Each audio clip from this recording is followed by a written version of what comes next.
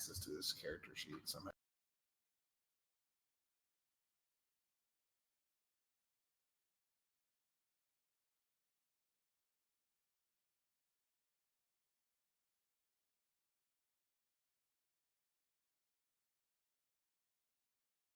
Oh, I'm freaking in as a player. Oh, so how's everyone's week off go? Everyone had a good. It was pretty good. It was good.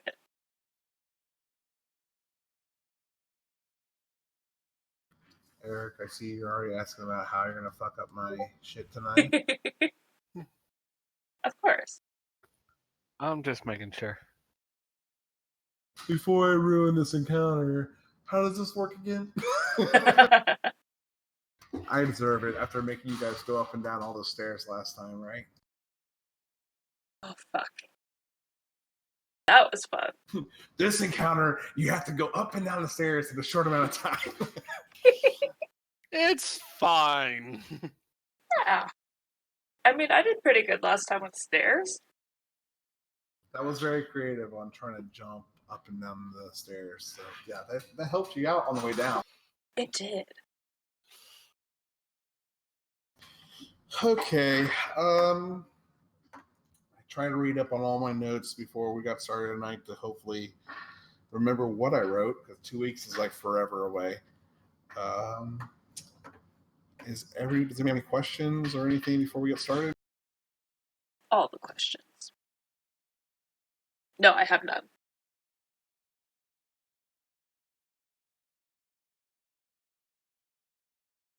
Where do I give you option? Oh, edit and controlled by perfect. Here you go. Faerly, you said you. Yeah, I got it. I just don't want the responsibility of potentially killing him. That may or may not happen outside of your doing. I'm interested. You guys actually are going to have to remind me what you guys were doing. So let me recap real quick, and then you guys can kind of fill in the gaps. I believe I remember what you guys last said you were doing before we left off. You did all level up. So you guys went to go report to the Obsidian Gate because that's what you guys heard was seeing more frequent attacks, and then to your surprise, you saw two people running towards the gate, trying to fleeing something that was not seen. They got to the gate, and at the last minute, one of them realized that the Duergar and their ability to be invisible were running along with them and snuck in a few before you guys caught on and closed the gate. At that point, the Underdark launched a large assault against the wall with Quagos and giant spiders, and even a few elite drought taking some lucky shots at creatures defending the wall. You guys stood your ground, made quick work of the ones that did break through the gates, and at a last-ditch effort, some of the Quagos sacrificed themselves to take out some of the Obsidian Guard that was fighting alongside you. Little John spoke to you and said that how him and Guajon escaped from a drow camp that's next to a temple of Loth, several hours away, and that Robin has sent you guys or help them escape so they could come and get help, and he could go report back to his father-in-law, King Richard Lionheart, back at Nottingham to tell him how bad the situation is going in Burlos and Dahlenberg. And then we left off where you guys wanted to do. You guys climbed down the other side of the wall, and that's where I need you guys to tell me. Were you guys taking a long rest before you set out, or are you going to set out and then take a long rest later? I believe we were going and then doing a long rest because we knew it was a couple of days. Yeah. I will say leveling up wise, just go ahead and top off your HP numbers and stuff like that if you want. But otherwise, your spell stuff. I would say just since you leveled up, just go ahead and top off everything. I don't know, unless that's probably not the right way of doing it. But I'm just thinking since you leveled up anyways. Does that sound fair? Yeah, that sounds pretty fair. Yeah, up to you. We're level 5 now? Yep, level Okay. 5. Trying to remember what I got. Is there anything Extra I attack. left? There you go. Oh shit! I forgot about that. That is going to be confusing for me to remember about the ranger. Not a big deal. Is there? Did I leave anything out, or what did you? Anything else you guys, that happened last time that I forgot? No? I think that's it. Yeah, that's it. Oh, Okay. I did have one question. Since we're leveling up and we got all our HP back, I'll keep the exhaustion level till I do a long rest. Because I get my rages back, so that's fine. I'm sorry. You did what? Because I frenzy raged last time, so I get an exhaustion level. So don't worry, I'll be fine.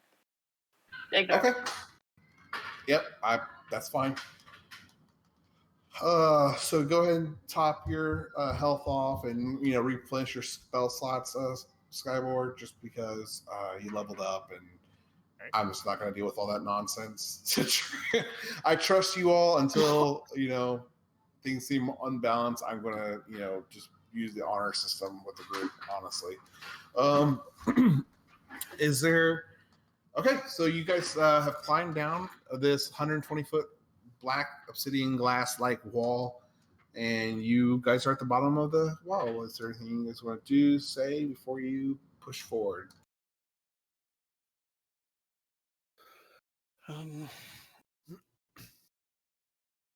Not really. I guess we're just gonna have to be careful as we're moving forward, and when we get closer, Chronis, I guess you and I will have to pull on the act of having captured these individuals. Does anyone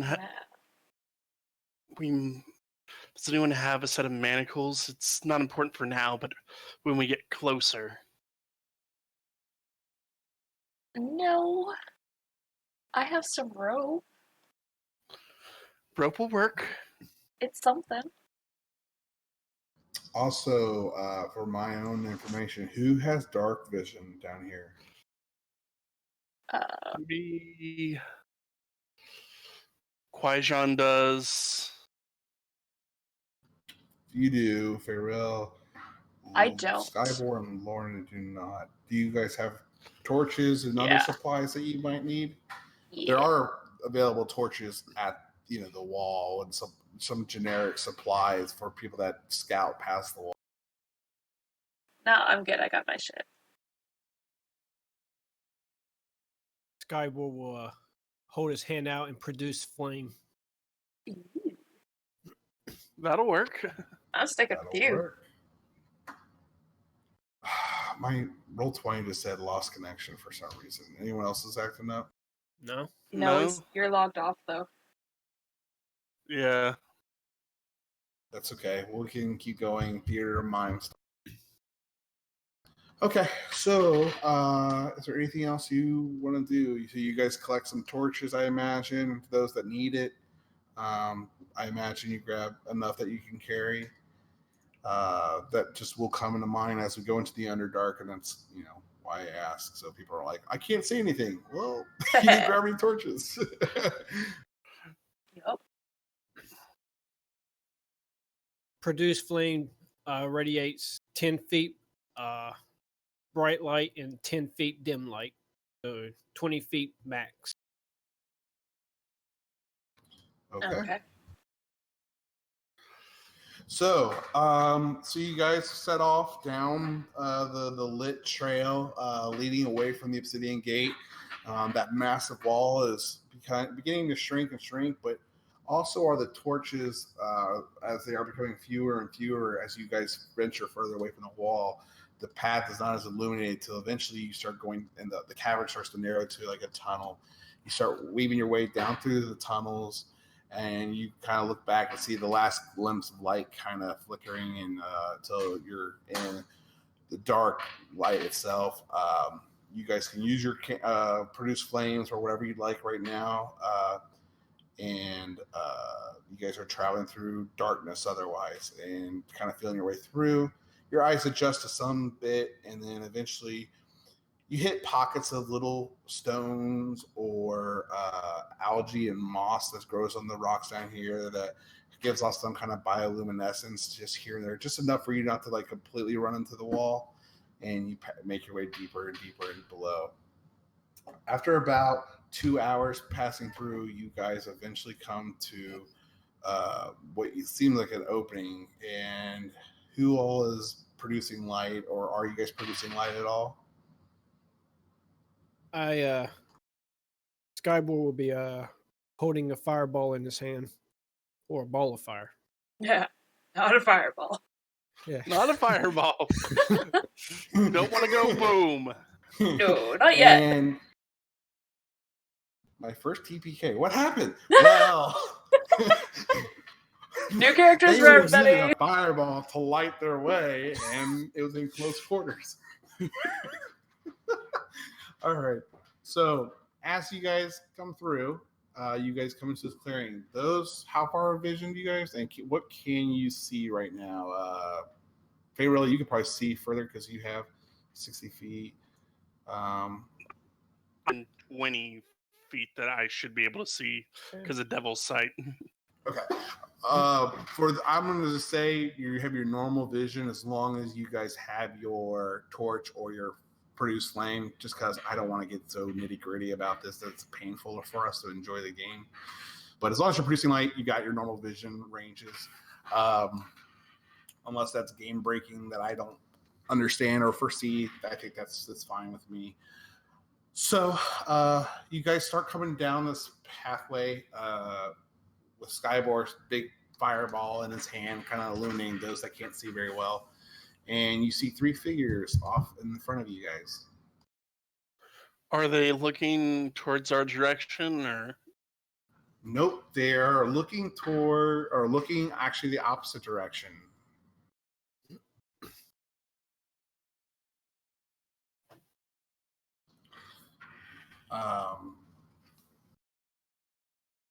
Do you think they're guards? I mean, it's possible. Maybe we should douse that flame and, get tied up, be the prisoners, just in case.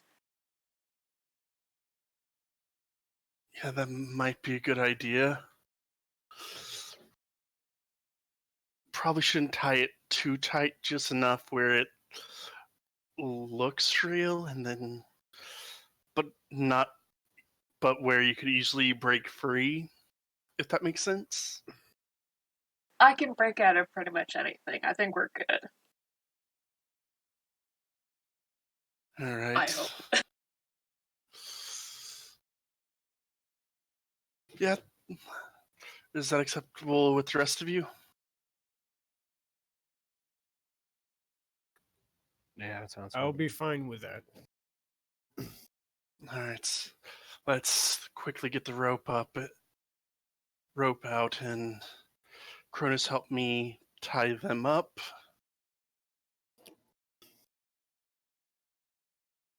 So what are you guys doing right now? We're gonna go with the having everyone except Faerly and Chronis tied up as prisoners, and we're escorting them. I actually suggest leaving Qui-Gon untied, hanging back, with it hiding in the shadow. Ooh. Ooh, that's a good idea. Yeah, Okay. that. Because You he guys should want- have the other earring of hearing, so I can always talk to him. All right, yeah, I'll go ahead and roll stealth for him. Not a best, but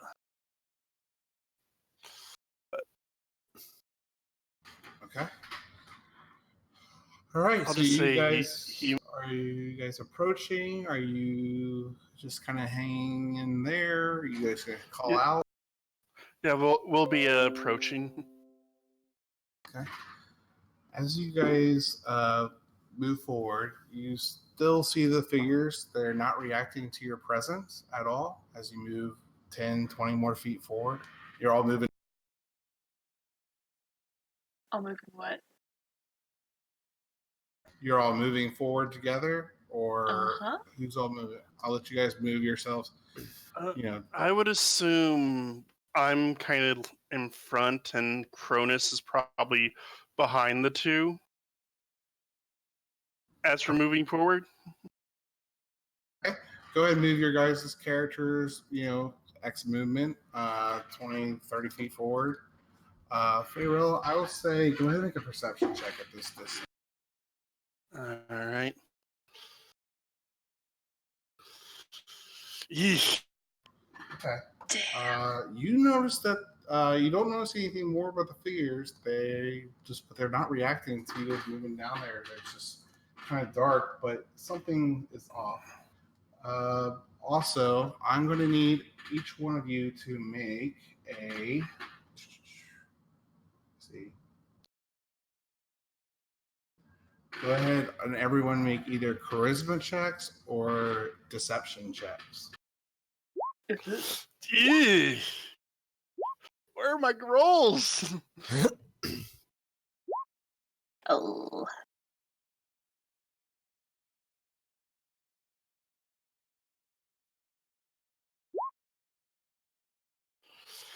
Yeah, they aren't buying it. Mm.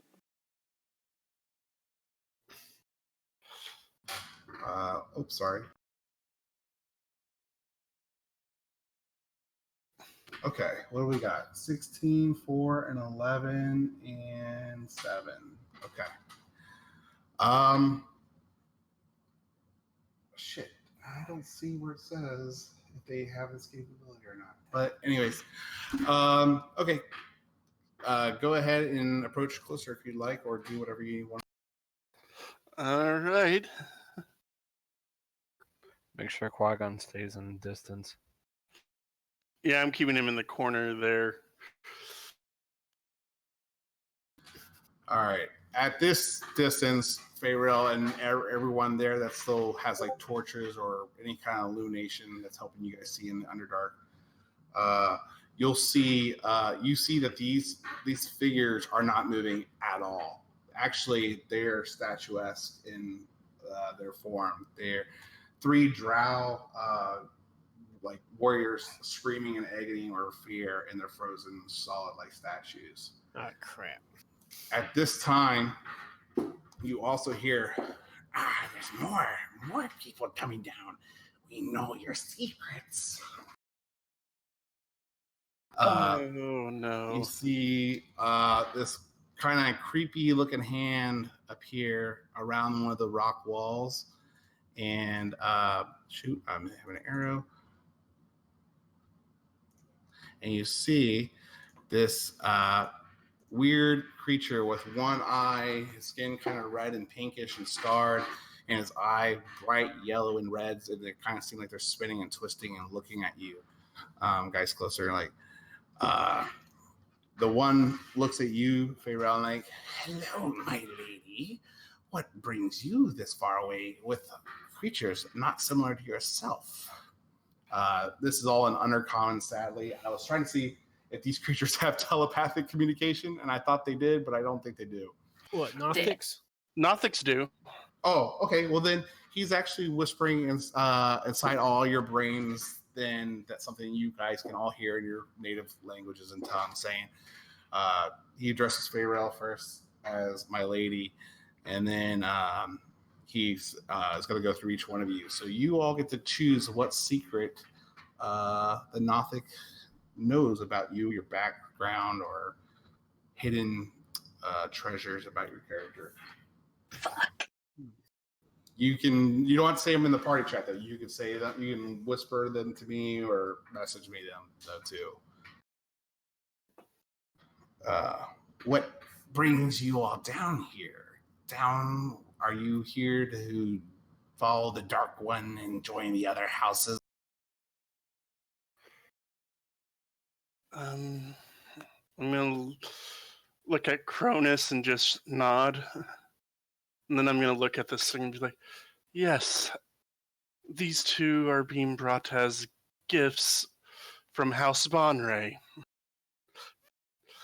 We're here to join the Dark One. He kind of laughs at himself. Do not take us as fools, Faerly. You know, my lady, that we know your secrets. You cannot fool us. And Baron Ray is no ally of the Dark One. And he kind of leans over and kind of walks over to this one of the statues and puts its claw on it. It's okay, Skywalker. I'll fill in the gaps and stuff. But and he goes. He kind of points to one of the statues on his shoulder. You see a symbol of House Baron Ray. All three of these Drow warriors are not abandoned houses. They are part of the Baron Ray house. Do I recognize them? No one intimately. They're all royal guards or warriors of the house. Not royal, but you know what I mean. They're elite warriors, but no one distinguishable or intimately familiar with you. So what do you come to bring us? We like secrets. We like to trade and deal with secrets or magical items. Yes. If you show us or trade with us, we can show you how to go meet your so-called friends sooner or later.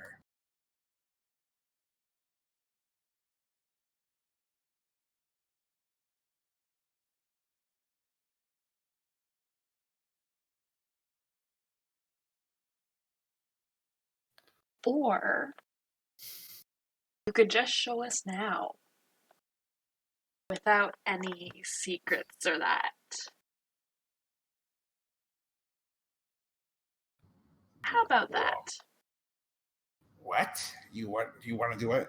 And you see his body start to get a little bit more agitated because he's kind of looking all over you guys, trying to like see if you guys have anything valuable and magical shining on you. And at that time, you start seeing another claw appear around this corner. And yes, we want your secrets or your treasure. Fuck. We've seen so many drow and people coming through back and forth, and so sorry, people are whispering me their secrets. So we want your secrets, but we really want magical items. If you guys are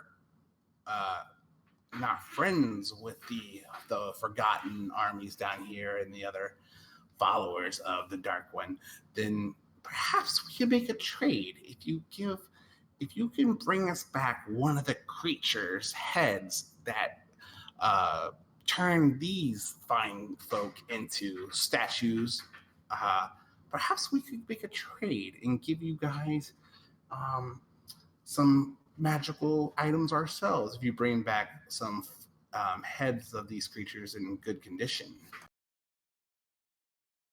What creature can turn man to stone? You don't know what those are. They're those lizard dog-like creatures, the basilisks. They travel with the other drow and other forgotten armies down here as they patrol and scout the area.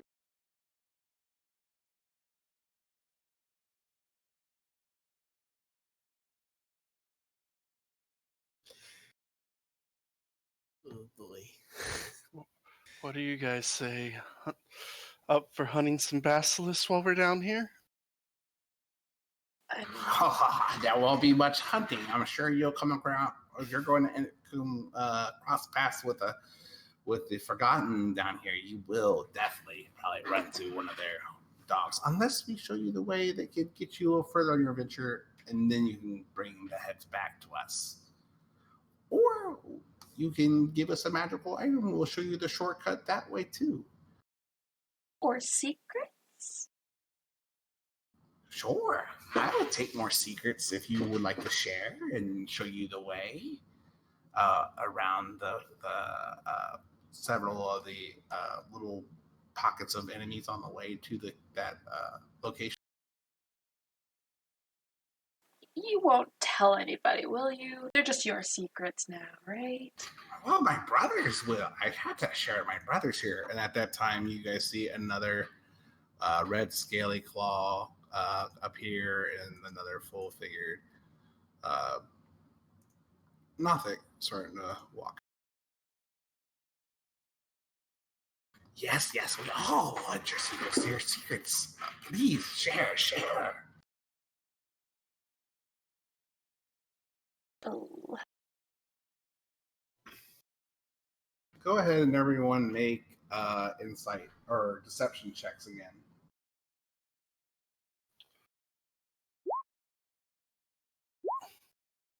Oh, come We are rolling horribly tonight. on. Oh shit! All right, these guys suck. Let's see here. +4, so 14. 6. That's all gonna fail. Oh nope, it's not gonna fail. 1, 2. All right, so they're already prying more and more secrets. Is there anything you want to try to trade beforehand?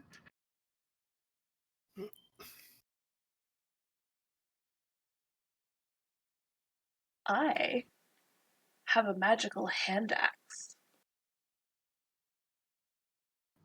Oh really? What? How is it magical?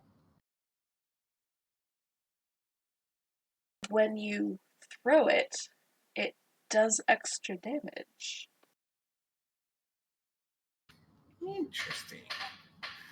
Show me. Any one of the ones the closest to you gets really kind of excited, and his body's really kind of shaking and like jittery. It's like super excited and super anxious, and comes closer to you. I pull out one of my regular hand axes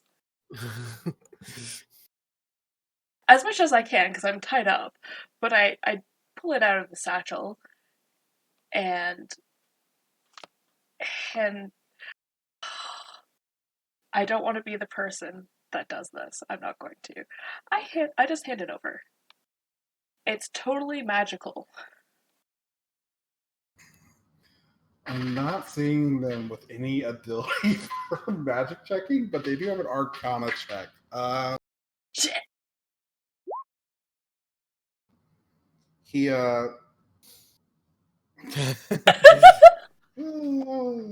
make a, let's see. Well, you know what? I'll piggyback off your deception roll already, and like he kind of looks at it. He's like, this normal hatchet is magical. It looks like a piece of there's something you get for the store. Ah, it must be special magic. It keeps its real properties hidden. Yes. All right.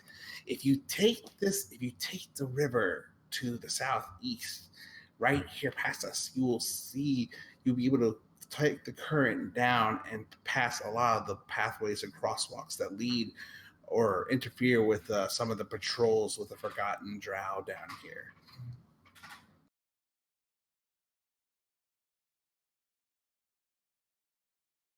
And then one of us like, the Queen and King live from Dallenberg.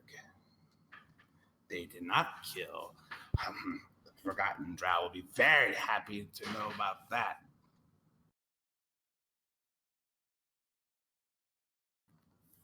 And then the other one says, but we keep your secrets if you bring back us those basilisk heads.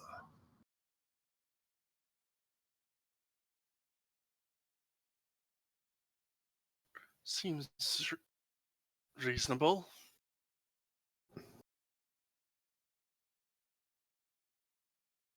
Yeah.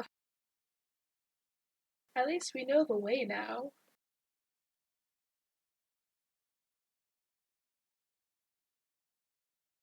Do you think we can take them?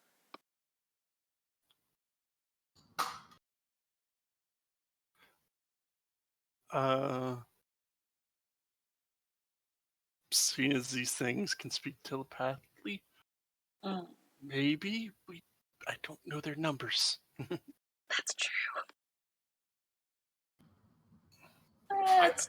What else do you guys want? What do you have more things to give us? No, I don't think so.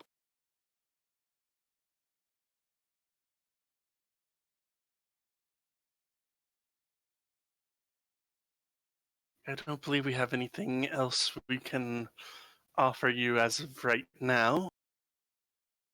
Then go. Bring us those basilisk heads before your secrets and your hatchet here is not enough. And their eyes start to get more red and yellow, and they're starting to really more animated and jittery and angry. Yep, we'll go. Right away. Yep. And I don't care if you take the secret path or not, or if you take the regular roads. You decide.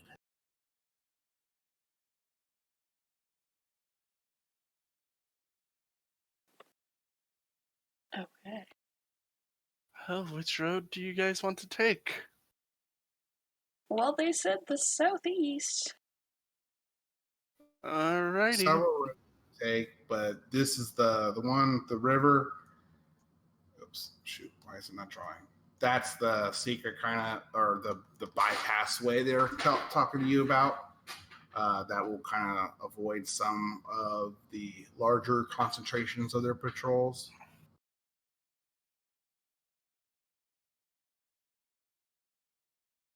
Okay. Actually, I don't see it on the map. It might be hidden by the fog of war stuff. That's fine. Yeah, I can just make out the arrows from where I'm at. Perfect. Oh, sorry. Yeah. Shoot. I guess I'll have to make the whole page one. No, it's okay. You can move forward and you should be able to see it. Oh yeah, I see it. It's just the fog of war. Yeah. So the southeast is towards the river. The water's kind of rushing past, and that's the one they recommended to avoid a lot of the patrols. But then you might find a basilisk faster if you go the other ways. It's totally up to you. As long as we get those heads, we'll keep your secrets. Of course. To the southeast, then? Yeah. I'm up for that. Okay.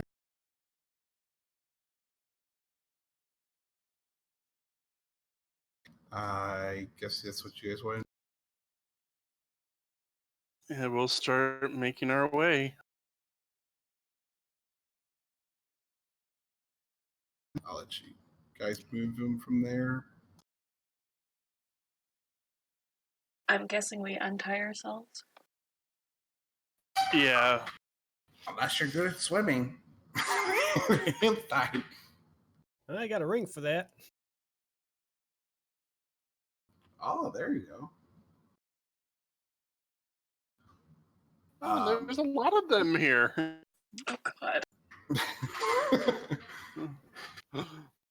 I'm glad we didn't fight them. Yeah. I was going to say, oh yeah, it's really magical, and then stab him through the eye. But I'm glad I didn't do that. I was wondering where you were going with it. I was like, we'll see what happens. Yeah.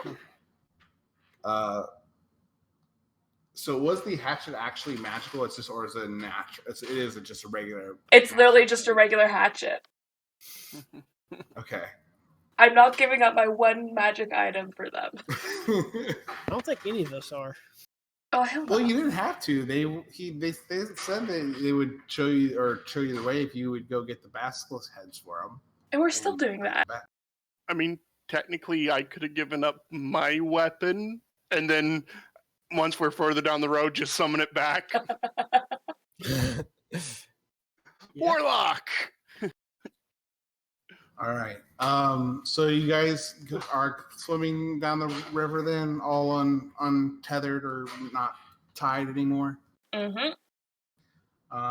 Wait, we're swimming? Yep. So you guys are going. Southwest. You start seeing the Nothics gather around and start looking at the hatchet that you shared and traded. They're all kind of looking at it and examining it closer. And as you guys are swimming, you're like, "This isn't fucking magical. This is a fucking regular hatchet." I start swimming faster. And I said, and they're like, "Well, next time you won't be so greedy with your magical items. Go meet Relok." And you guys keep swimming, and the water current gets stronger and stronger and pushes you down. And then eventually it turns into this water chute where you all get spat out and dropped in this pool of water. I didn't put your tokens on here. I will do that. So let me do that first.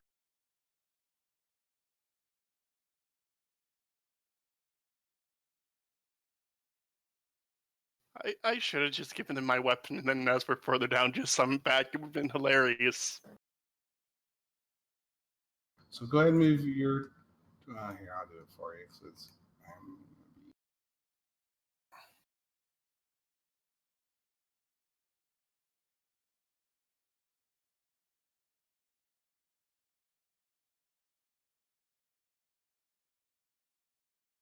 Ooh. Ooh. Ooh.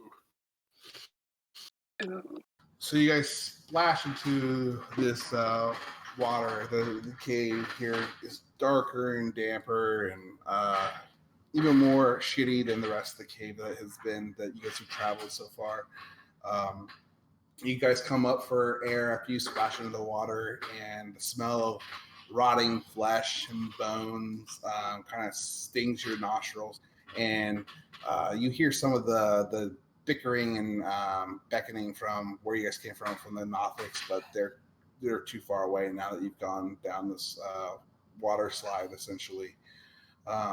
As you guys pop out of the water, you start to hear the snoring and kind of vibration in the cave. And what do you guys want to do right now? You're swimming in some smelly, nasty water. Is it supposed to be dark in here? All right.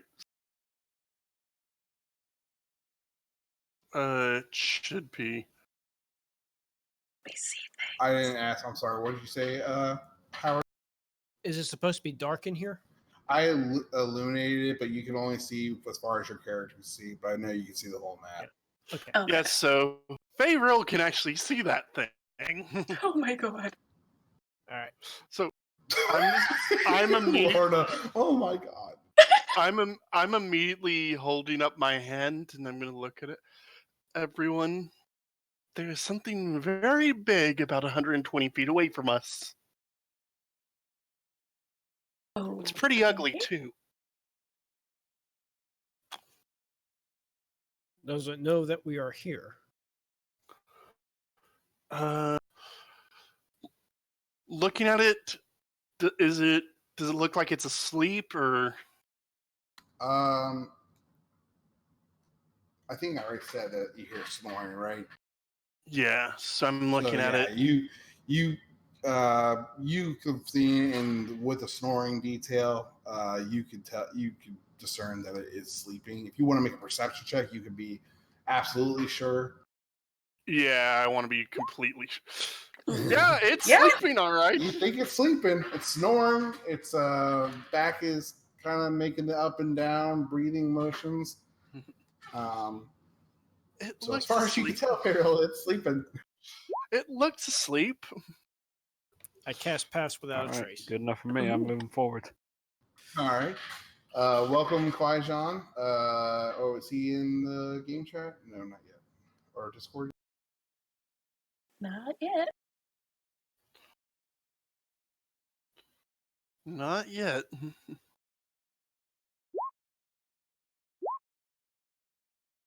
So, are you guys going to move stealthily? Mm-hmm. All right, so we get a plus 10. Yeah, That is a as long as 27. I need to stay 30 20? feet near me now. So 27, 27, 32. 32. 23. And 22 for Kwaijan. Because I don't think he knew to roll stealth. So let me just see what his stuff is. So anyone roll underneath an 18 Well, without the bonus. without the bonus, yeah. Under? I'm sorry, with maybe roll underneath an 18 with the bonus. Sorry. Nope. Nope. Okay. So you guys, you don't see any motions or anything. You guys can keep proceeding. Then, are you got who's leading? Because right now only Faerly can see. Yeah. I can see. Oh no, I can't see now. So how are you going to keep them? Are you keeping the others with you then? Hands on shoulders. Hands on shoulders. Yep, that's exactly what I'm doing. Wait. We got a rope. I got one in. You guys hold on to the rope. Yep. Well, we gotta stay 30 feet near me, otherwise, well, I'll be fine, because it's on me. I'll be fine. But Yeah, then- so we or want I to stay think- close. So probably have the rope, like each of us grab hold of it. 10-foot increments. Yeah. I'll be in the center since I Yep. have the spell cast. Yeah. I'll be in the front since I can see. Yeah. So in darkness, can you guys actually? Can you see a certain amount of feet in front of you, or can you not Nope. see anything in front of you? So this room is just black, and you guys hear this just snoring, and it's just getting louder and louder as you guys are approaching forward. Go ahead and make another perception check, Faerly, once you move. Go ahead and group up all of you and then move your characters as needed. Hey, Quadron. That is a 10. You there, Quadron? No, he's not. Oh, there he is. And I didn't see your roll. You got a 10 on your perception. Yep. I don't know why it's doing that, but okay.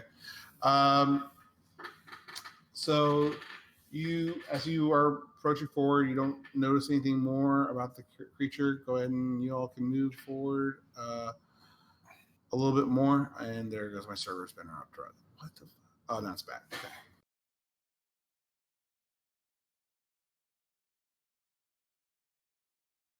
What's the problem? I'm sorry. Oh no, I'm just showing him how to get his player sheet. So you guys are all holding each other's shoulders and proceeding to. Mm-hmm. Okay. So you can go ahead and move all the way up to nearby the creature that you see, Faerly. It's probably about right there. Yep. And then you can go ahead and make another perception check, Faerly, since you're the only one that can see right now. 15. Everyone else can go ahead and it's probably worth another stealth roll once you guys get that far up and that close to him. So everyone else go ahead and make a stealth check. Ooh. That's okay. You got 20. Yeah. Yep. You guys are golden. So still don't notice anything, but you Faerly, you notice as you've gotten closer a couple different things. A, he really is sleeping. But B, you see things kind of laying around him haphazardly. You see like some gold and gems kind of spilt out, laying kind of in his area. You see some skeleton bones and everything. It just kind of looks like a bunch of stuff that's collected over time. Not that he truly takes good care of it as he throws his food wherever he's finished at. You also see a bag and a boot, kind of sticking out from the pile of bones and jewels that kind of bleed out of that pile that are right next to him. All right, I'm gonna look at everyone and whisper, "Hey, he's sitting on a pile of gold, and it looks like there's some other items there. Could be worth taking a look. He is asleep, so if we get closer and we time it right, we could all strike him at, probably take him out pretty quickly."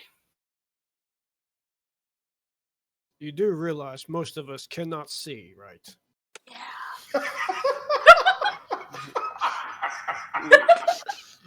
That is fair. That I'm literally holding onto your shoulder right now. that is reasonable.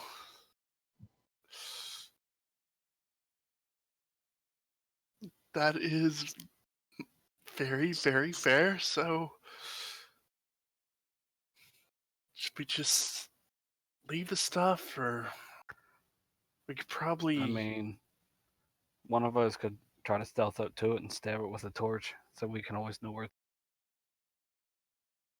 I mean, if somebody has something to do fire damage.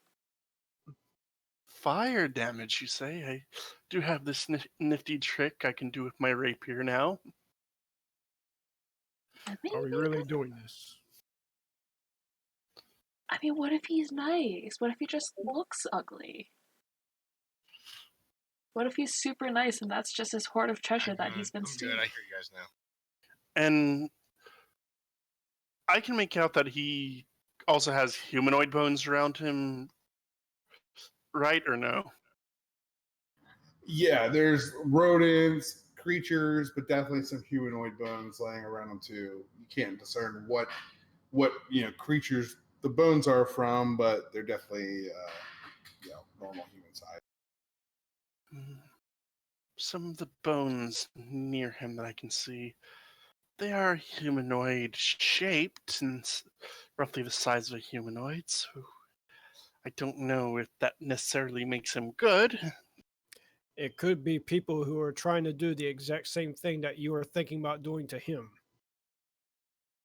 We got Qui-Gon, this. I need a stealth roll from you. You didn't do one before.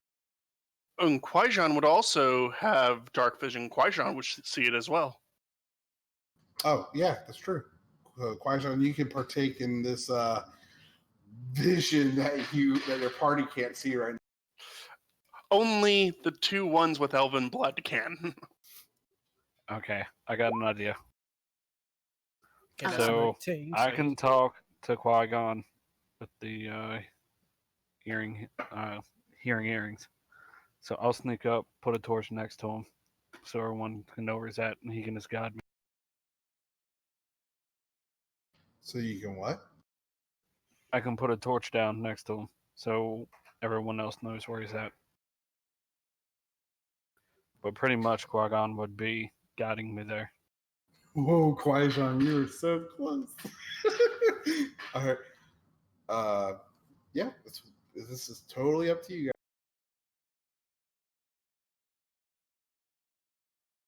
That is.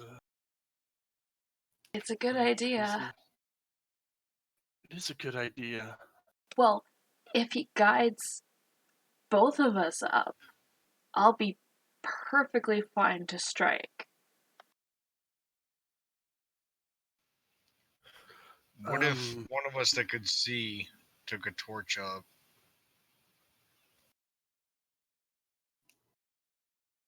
Instead.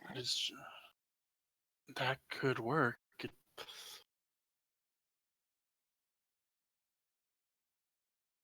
Just because I want to be completely fair, I will say, regardless of pass without trace, if you guys do light a torch right in front of him, it's probably going to wake him up. Just be completely fair, because I don't want people getting offended or hurt feelings that it didn't work the way they thought it was going to work. But I think that makes. Yeah, that'd be fair. That's why I'm suggesting maybe one of us melee people also go up, so that we can hit them as soon as we light the torch. Yeah, I could lead Lorna up there with me, It's just a sleeping giant.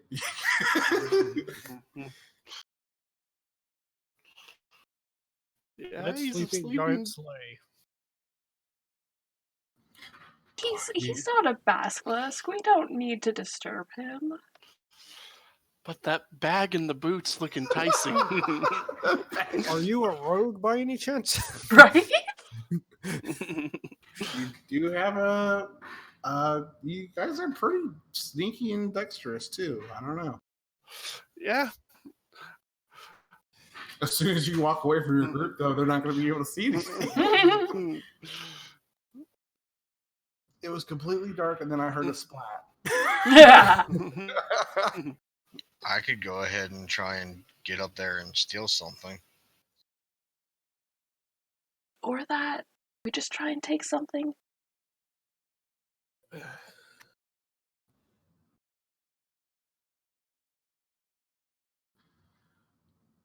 So, what are you guys going to do?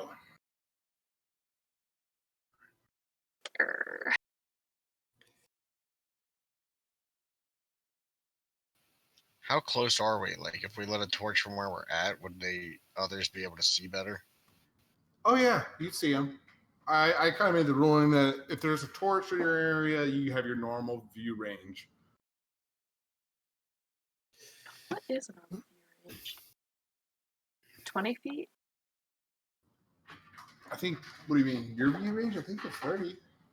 Okay. Isn't that the normal view range?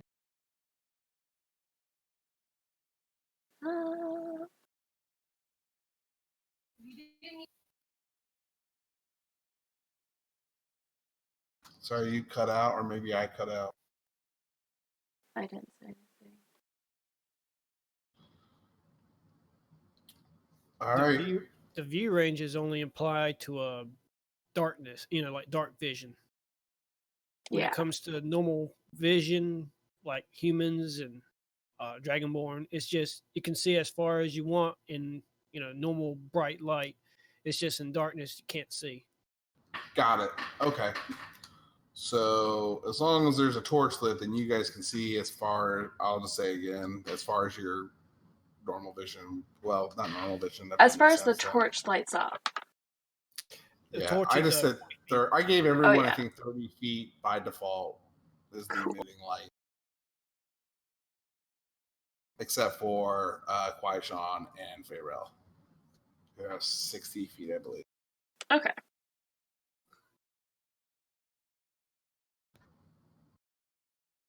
All right.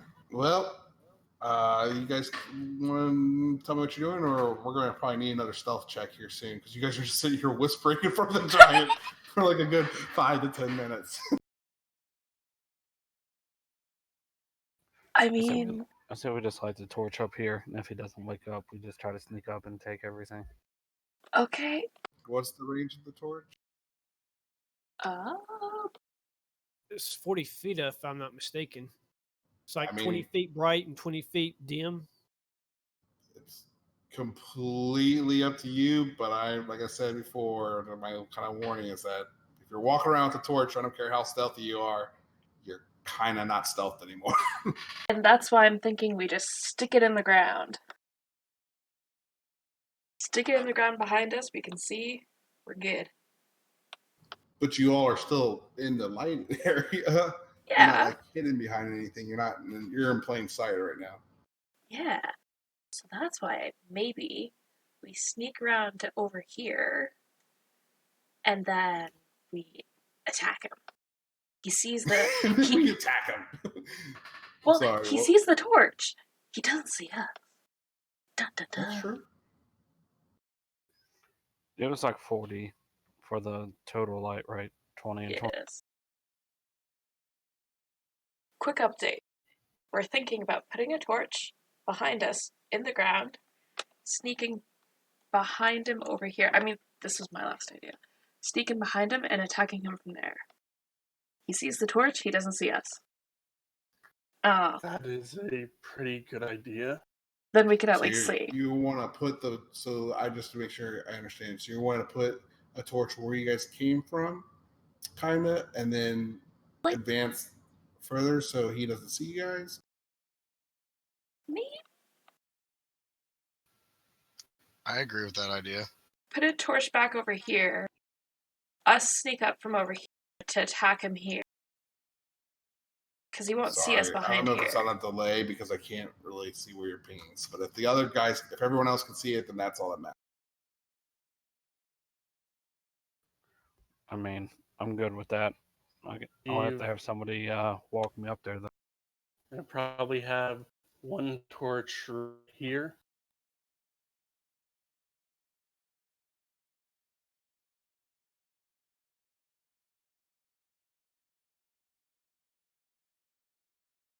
Then we can at least see him.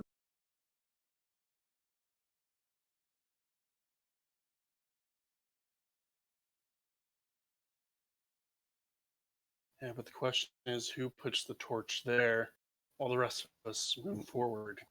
Qui-Gon, since he's arranged and he sees in the dark. All right.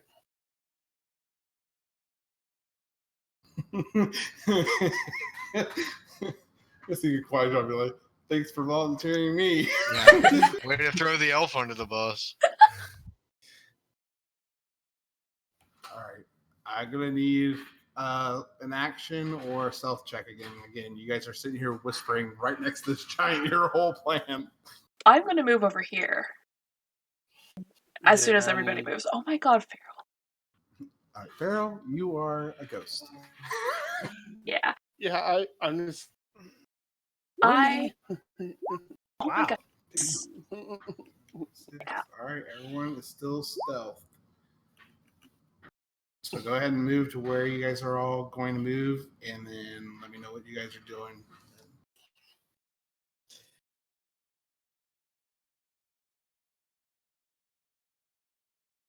Are we moving this close? I thought we were moving to the right side of him. Yeah. As Faerly gets that close, you hear this, and he kind of rolls over, his hand kind of laying in your way, Faerly, but he's still sleeping. Yep, he's just still sleeping. This close, I'm imagining everyone else is following because they have to follow Faerly, right? No, we have to Vision follow Skyport. Well, Skyward has to follow Qui-Gon or you because he can't see. No, we have the light now. No, you guys The light's haven't lit gonna up. Light's going to be over here, ain't it? Yeah, light's Yeah. gonna be over there. But you still get 20 feet or 40 feet of light. So Does Skyboarder want to be up close to it, or does Skyboarder want to be a little back? even at 40 feet, though, you only have like basically up. If you're placing where the orange square is, you get essentially right to the middle of that guy. Yep. That's all I need. Okay. I just need to see an arm. You see an arm. I just need to see an arm. All right, so Skyward and Qui-Gon, go ahead and move your characters and let me know what you guys are doing. So everyone else is kind of surrounding this guy, this poor, sleeping, defenseless giant. Alright. Qui-Gon, you're taking the lead because my guy's blind, and I'm keeping you stealth.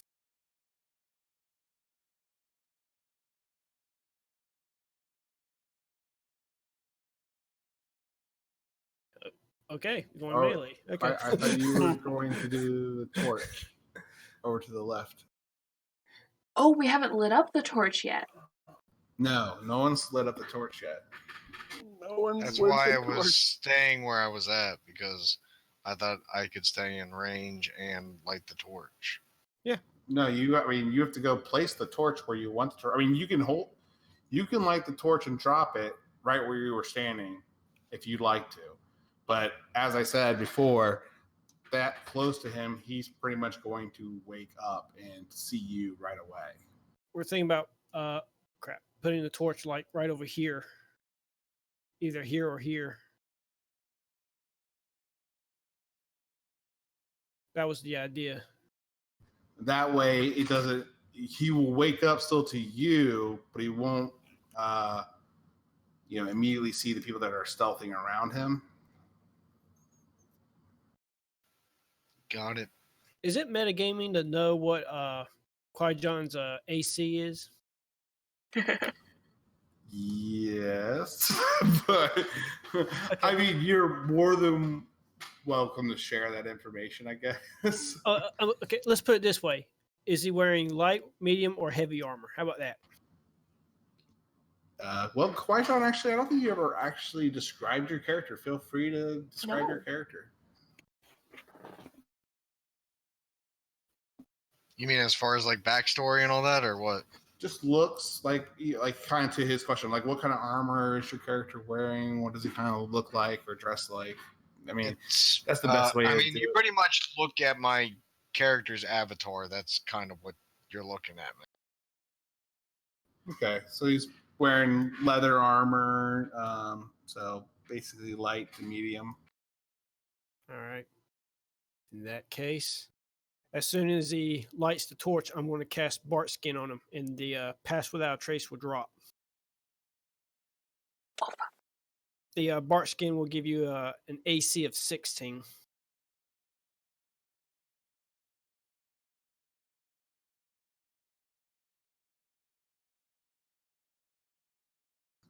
Okay. So everyone's in position. It's up to you what you'd like to do, Qui-Gon.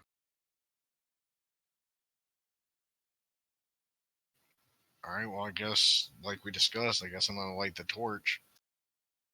All right, so you light the torch, and the light starts to flicker across all the rocks and groundwork and the stones and the rim. You really see what you thought was just a few coins and gems is amounting to be a little bit more than what you originally saw. The boot that was sticking out to you before, Faerly, is actually more than just brown. It's slightly green and leafy looking. And the brown backpack is sitting right there next to Jules, tilted over, but nothing coming out of it or in or out of it. It's just tilted. It's completely closed up. You see the giant kind of rub his eyes and let out like a kind of yawn. And, I strike. You okay? I will strike too. He woke up. Yeah. Doing it. Okay, let's go ahead and have everyone roll for initiative. Yeah. Oof. Ooh.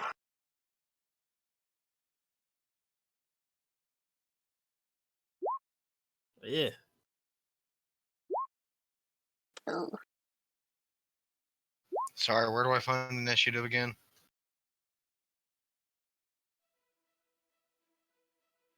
It is the top middle on your character sheet in the gray box.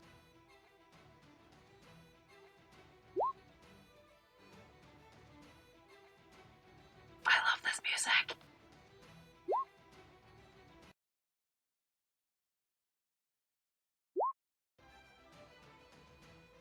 Holy, okay. Oh, fuck. Do we get a surprise round? You get advantage on your attacks for surprising him for sure. Actually, I will let. Let's see here. I will actually will let Faerly, Chronis, and Faerly, Chronis, Lorna, and Skyborg, because he held his action for the torch. All go ahead and act before he acts, though. And you all will have advantage on those attacks or actions that you take. Alright, so I have my rapier in hand, so I'll attack. I have my thirsting blade, so I get 2 attacks with it. Yay! Ooh. So 16 and a 26. Those both hit. So That is 23 total. All right, it lets out a little guttural roar. And it is Chronis or Lorna's turn. Go ahead. All right. So I'm gonna do my unarmed attack. Oh my god. Oh, I can't see it. Oh my god. double nat. All right, go ahead and roll again for your second one. That means he kills it, right? Yeah, I Oh, don't yeah. know if that's in the rule book or not. it's in the rule book. And So then 7. other one. Do what? Or I thought you get 2 attacks.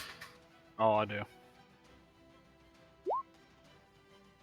You got to roll before your attack again. Yeah, I know. I clicked the wrong thing.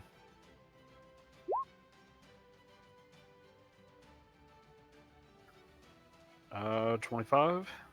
25 hits. So 14 total. And then I want to use the key point 14 for stunning after strike. the second attack because my chat log's not updating. So 14 is the last. No, it's 14 14 is my total for my attacks. Both attacks.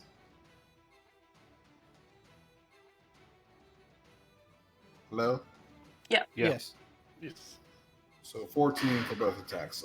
So 7 was the last. Because I already updated the number. That's why I was trying to figure out what it was.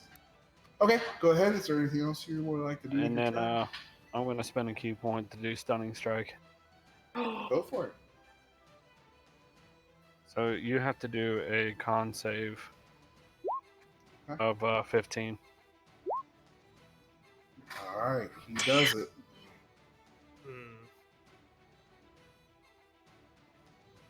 All right, and that ends your turn. Lorna, you get a turn before he the initial.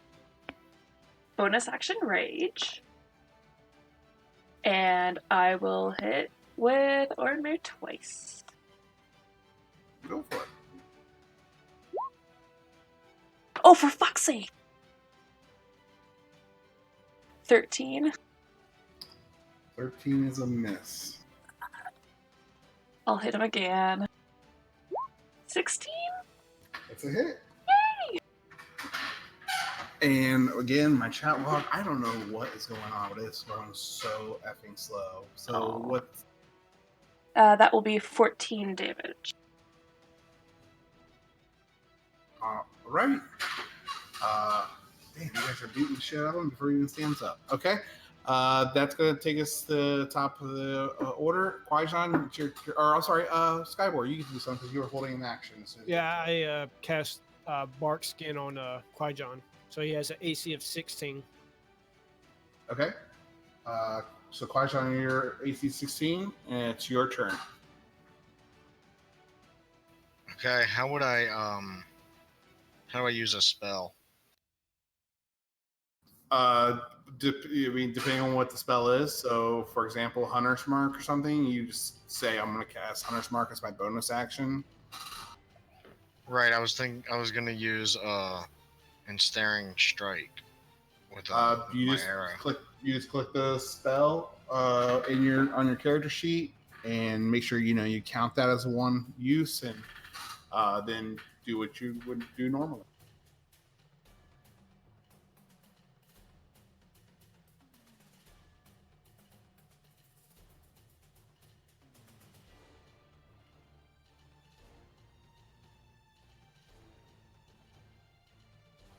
So after you do that, you cast that spell. I think there's an actual cast button on it too. Sorry, I can't really pull up your screen and the other character sheets. Could someone else help them out? Yeah, I got it. I can check his sheet.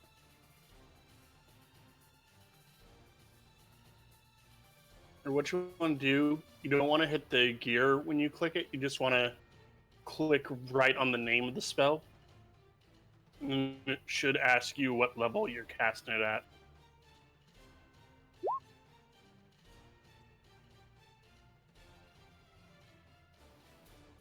How do I know what level I can cast at? All right, you see how you see where it says you're looking at your spell list. It says 1 and 2. So you can Yes. cast up to second level spells.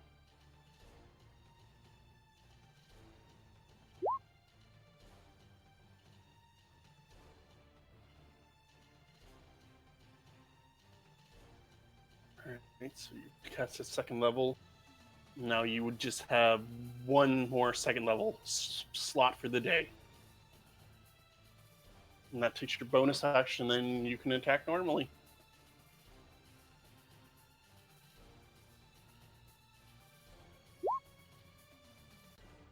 Oh yeah. 24. Good shot. 24 is a hit. So go ahead and roll damage by clicking on the text, the longbow +1 text.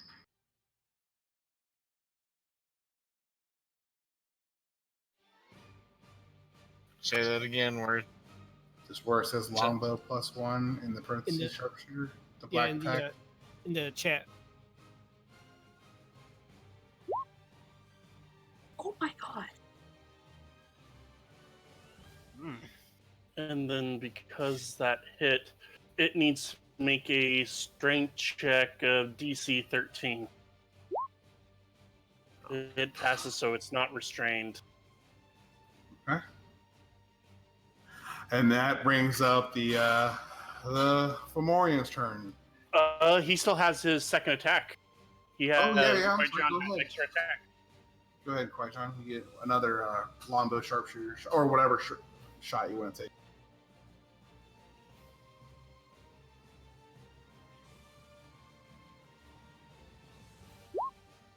That's a hit. Go ahead and roll damage.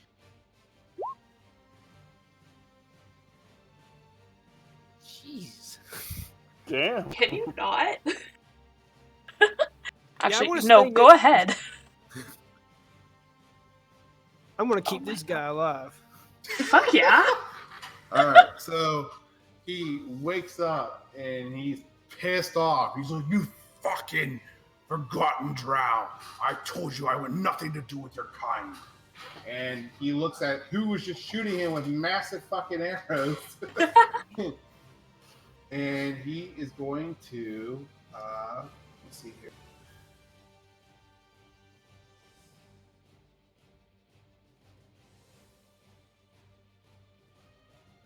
He's going to look at you, Qui-Gon, and he's going to use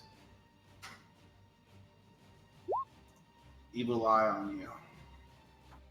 Make a charisma save. Ooh. Yeah, so you need to do a charisma saving throw, otherwise take 68 of damage. 6d8. Ow. Oh fuck. You got this, man.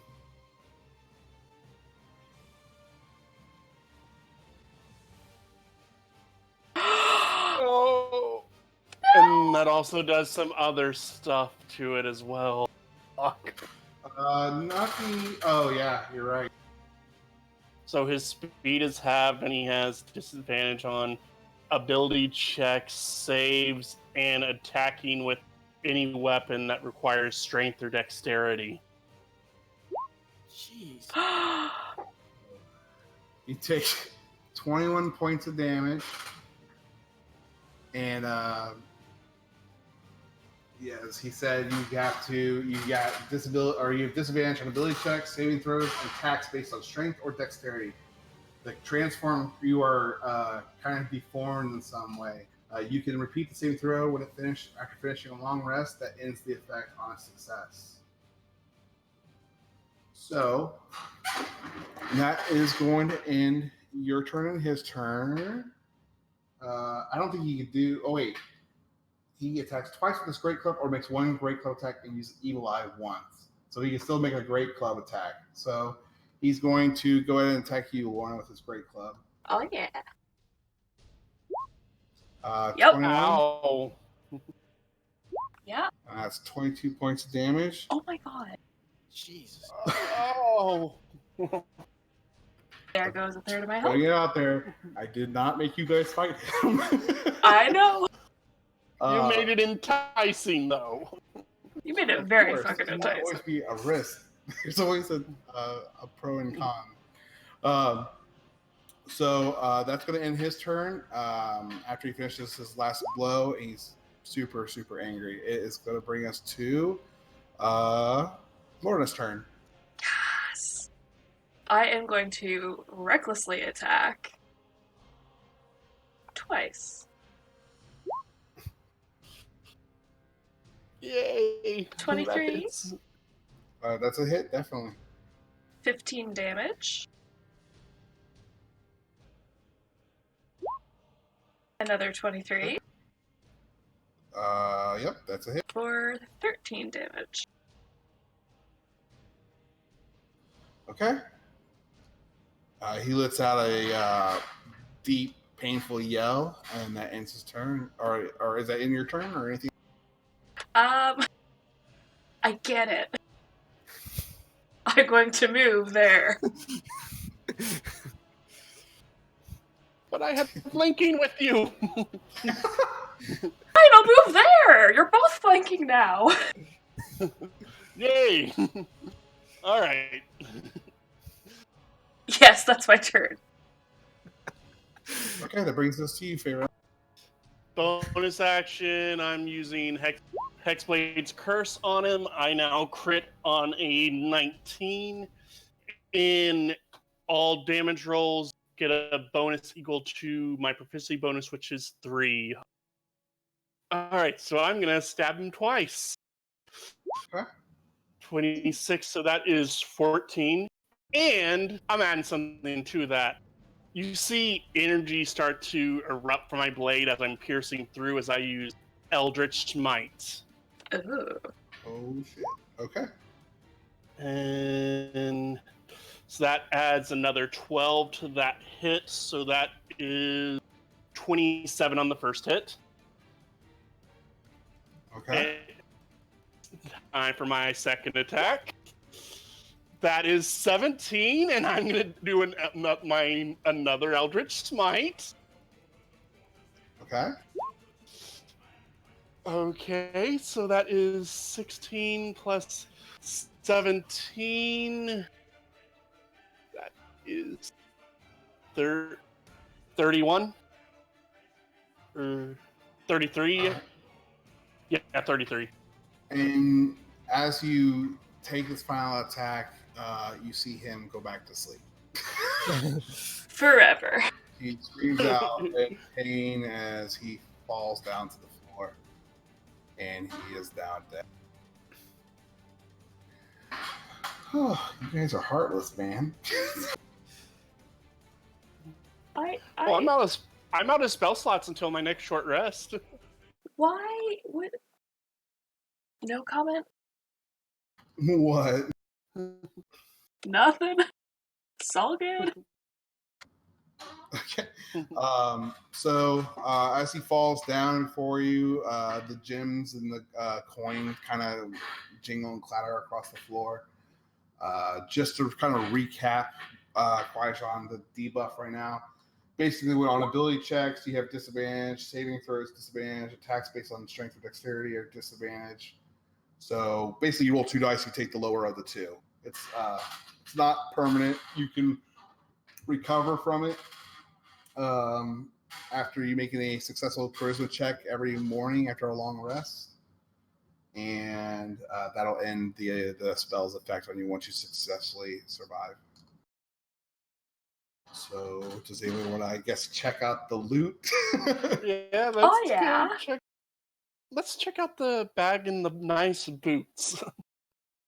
A boot. I didn't say you saw 2 boots. Oh, no. A boot. We saw 1 boot. Because of your earlier perception check, you can do an investigation to see if there's anything more. Sure. And yes, Qui-Gon, you could use that whenever you want. That'll let everyone heal up 10d6, I believe.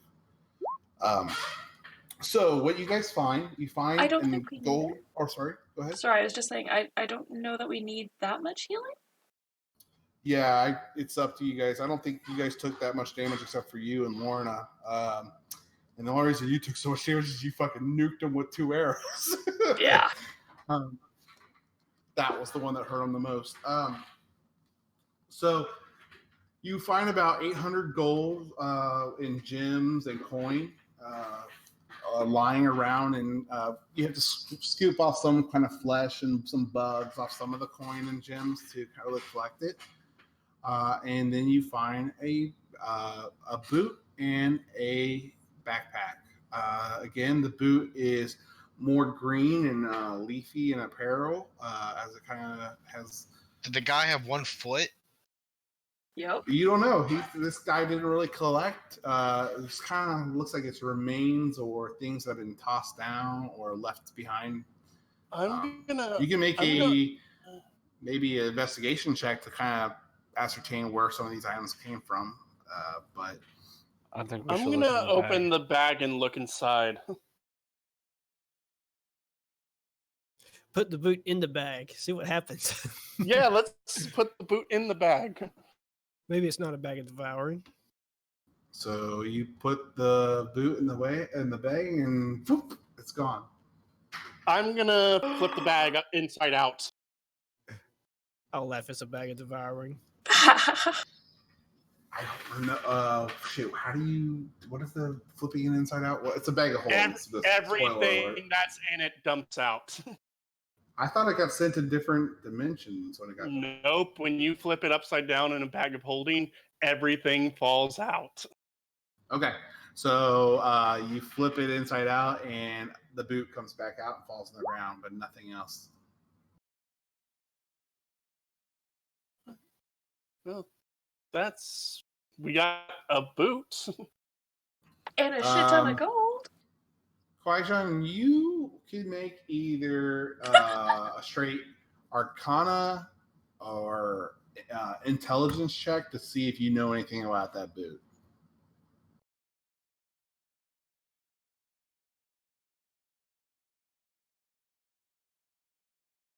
And everyone can make an Arcana check to ascertain whether there's anything special about the boot.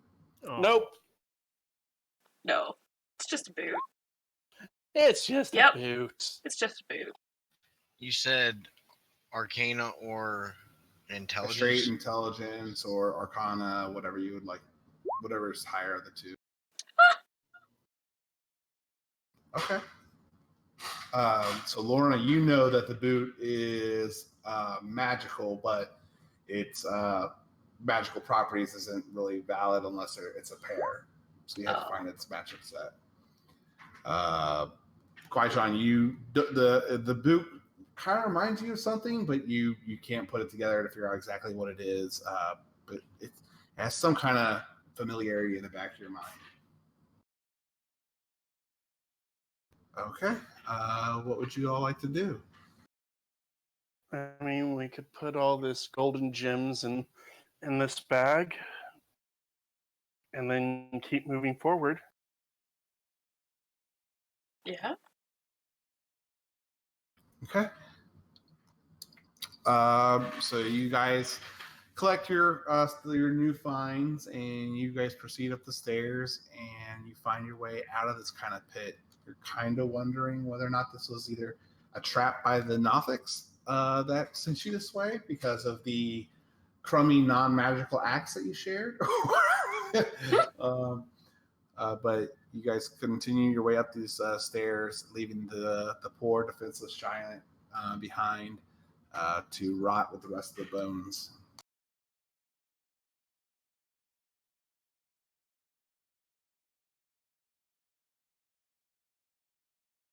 How are you guys proceeding back to the main chambers and floor as you guys ascend and come and are proceeding?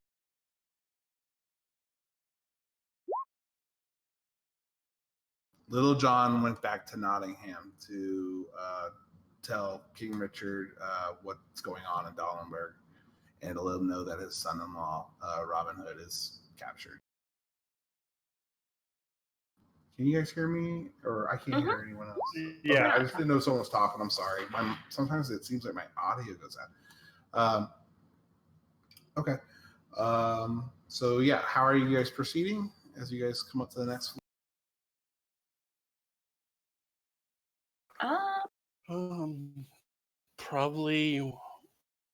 Probably have me and Lauren. We probably want Skyboard more in the middle, and then we could have Qui-Gon for range.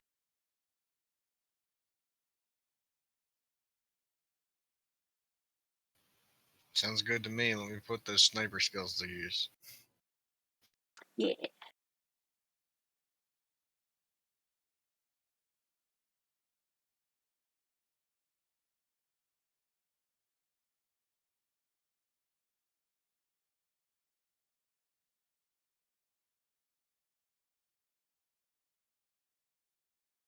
So you guys are just walking through here.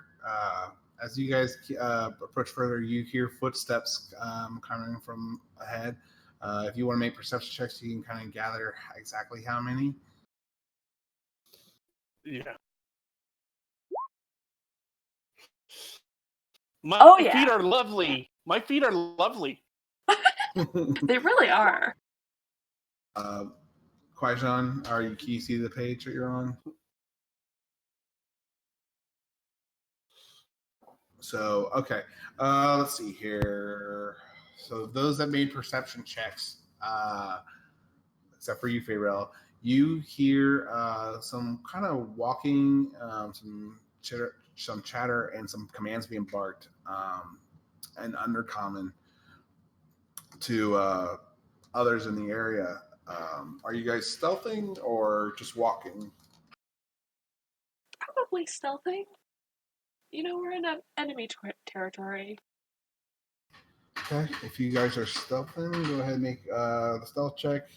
And how long is the pass without trace last? Oh, it was concentration. The moment I cast Bart skin on Quajon, I lost it.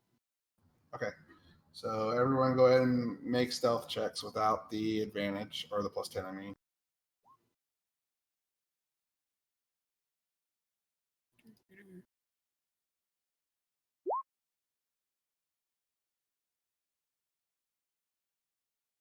gotta reopen these character sheets because my browser kept crashing.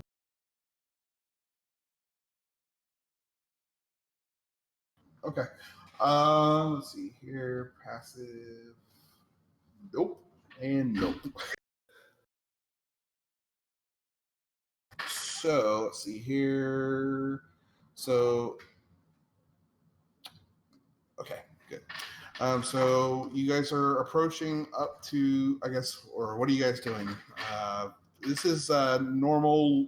There's some illumination in this room from some of the torches and whatnot. So go ahead and use your normal vision. So whatever your character can see, you can see.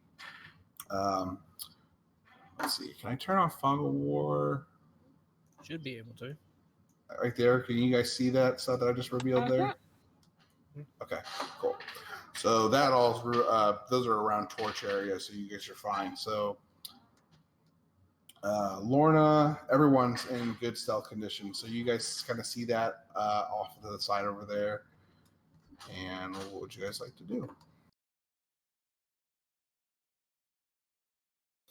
I mean, this. Oh, I can't see it. I wouldn't be able to see it. You also kind of start seeing these guys start walking. Well, I'm not going to be able to see. Okay, there we go. Stealth. Have they seen us? Let's see how far away you guys are. These two that come around this corner, you see him kind of shouting at the basilisk that's walking next to him. He's kind of kicking and hitting him, not really paying attention to what's going around him, but he's like kind of kicking him and trying to get him to obey his commands and walk properly with him, like stay in line. He keeps trying to, the basilisk keeps kind of like veer off. The basilisk kind of is aware of you guys as you guys have they gotten closer to you, but he's not paying attention. He just thinks he's just not obeying him right now. Is that a beast or a monstrosity? What is it? Basilisk is a monstrosity. Okay.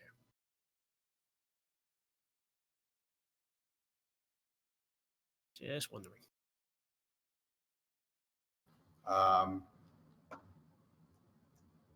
So they're going to keep patrolling until I hear you guys say something otherwise. The basilisk is still kind of chomping after you because of how close Chronis is. But again, the drow's not really paying attention as you guys are hiding.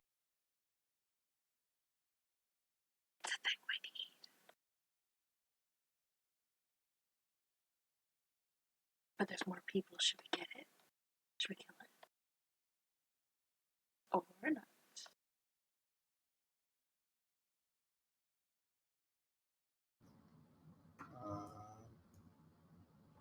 So, Chronis, what are you doing? Right now, just waiting. Okay, what's everyone else doing?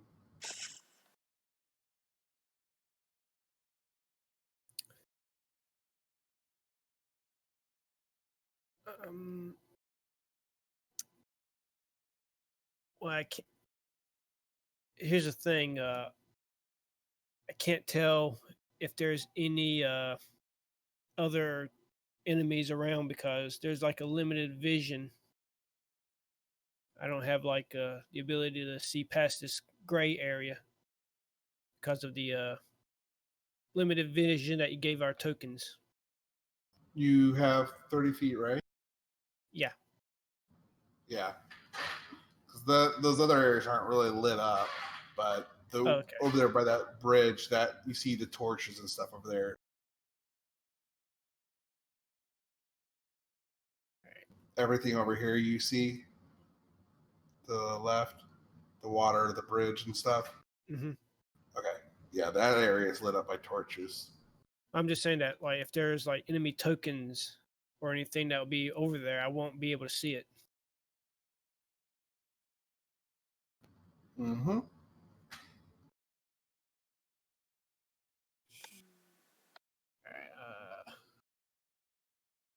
Crap.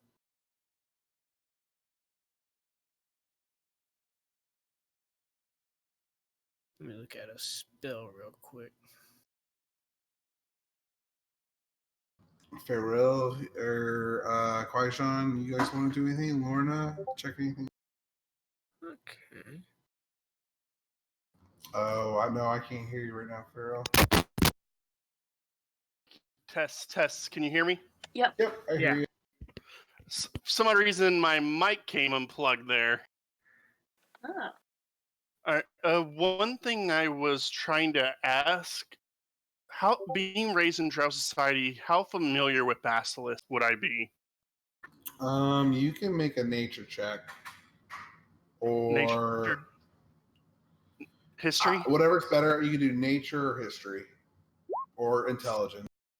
Yeesh. That's a 5. Yeah, you're not you're not very familiar with. I mean, you've heard the name, but that's about it. That's about as familiar as you are with the creature. Kwaishan, you am I able to use the torch as an arrow and light up the area? I would allow you to light an arrow on fire and allow it to light up the area. Yeah.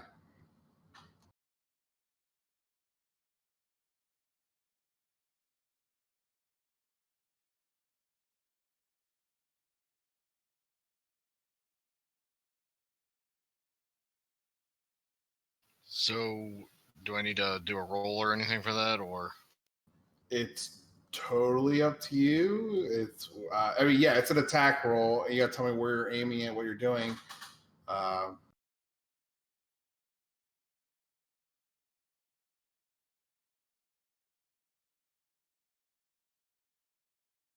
Is there anything else, Lorna? Anything you want to be doing?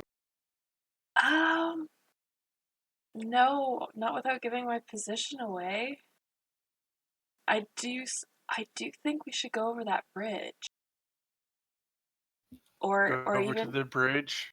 or even through these, I guess, doors, because we're trying to find somebody. It's more than likely they're going to be like in civilized area, built up area, not just a random cave.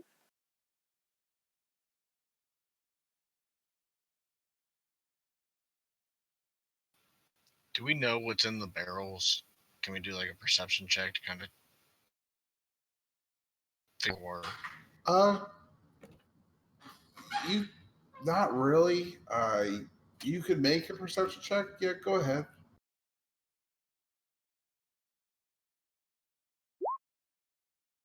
Yeah, I mean they look like barrels containing some odds and ends probably, but nothing what's actually in the barrel.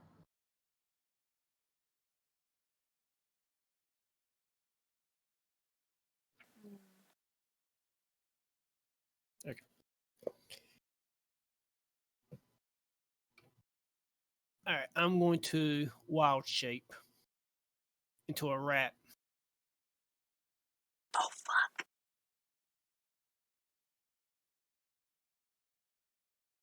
Okay. And I'm just going to scout ahead. Okay, go for it. I'm not even. There's no stealth check because they're not going to notice anything too suspicious of a mouse. The basilisk might try to take a chomp at you if you get too close. But I think a rat has keen smell. Hang on, I want to be sure. Yes, keen smell. I have advantage on perception. All right, I'm gonna sniff the crates and barrels, try to figure out what's in them. Perception. Oh, I gotta make its own roll.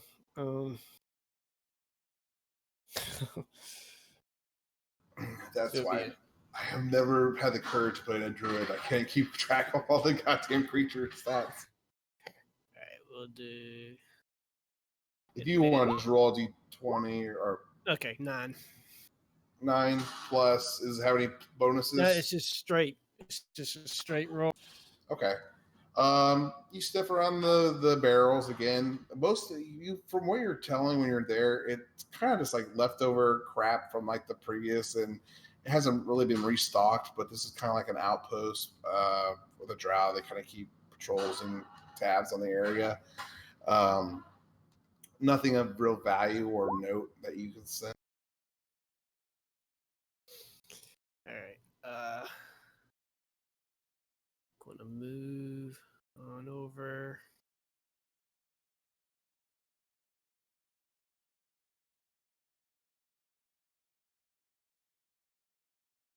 Is that doors or windows?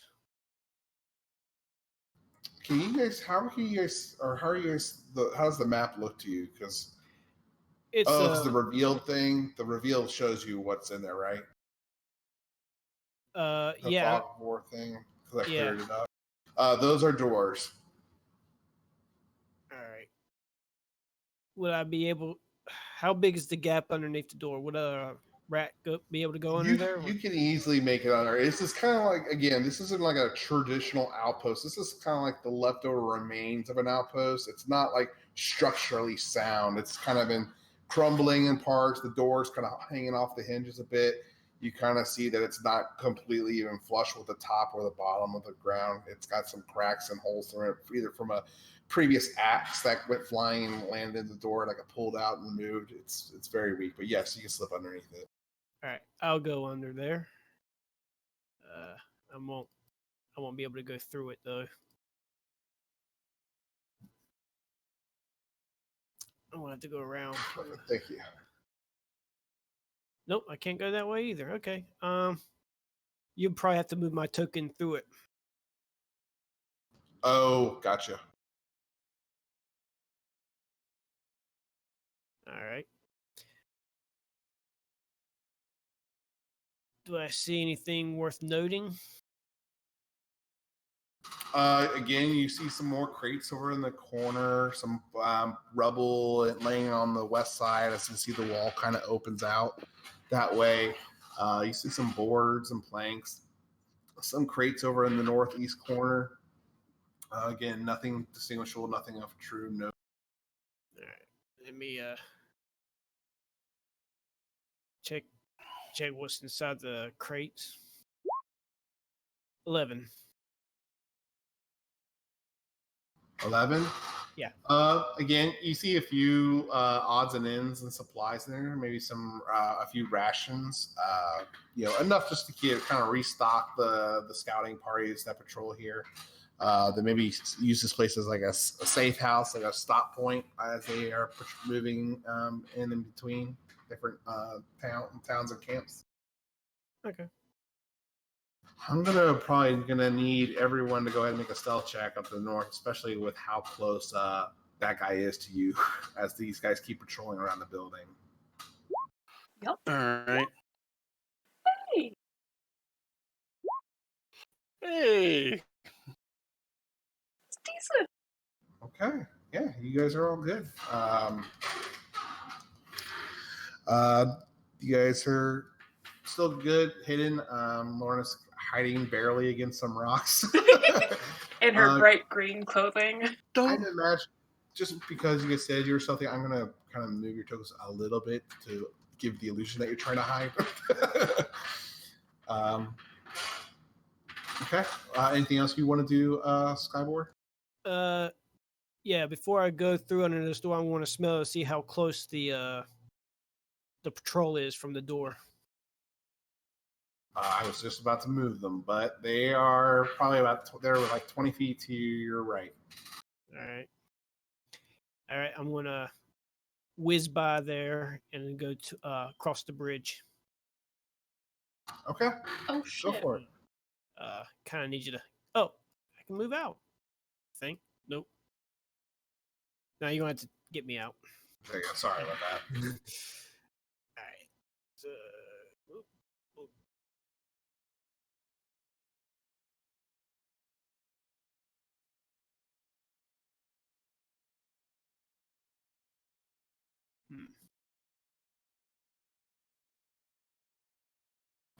Actually, real quick, go back a few squares there. Go ahead and make a perception check. No. Right there, that corner that you were in. What? Make a perception check there. Perception. All right. Is this by smell or by sight? Or what? Go ahead and roll with advantage on both of those. You can check for both if you want. Because I don't have advantage on sight, only on smell. Oh, okay. The smell's fine. Go ahead and just roll for smell. 15. Okay. You do smell something kind of around the corner to it would be your character's north, I guess. Straight ahead. All right. What does it smell like a creature or a thing? You've smelt it plenty while you're down here. You smell. Well, do drow really have a smell? Well, that's racist. That's what I'm wondering. They smell like lavender. They smell like hatred.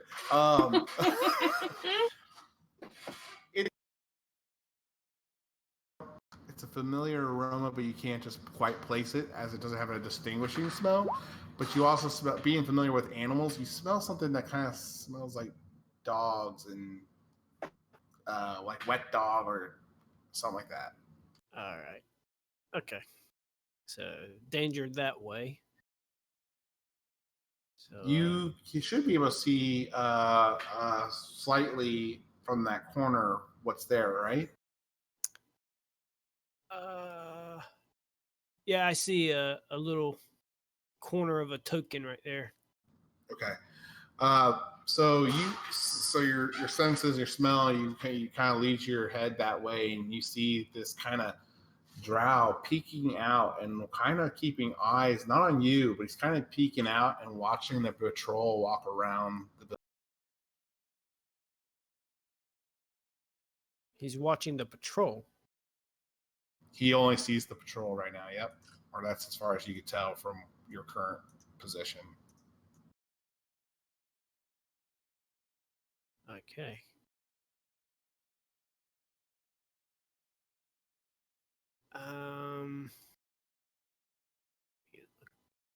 What's over here? Is there anything over there? Nothing's over there. Okay.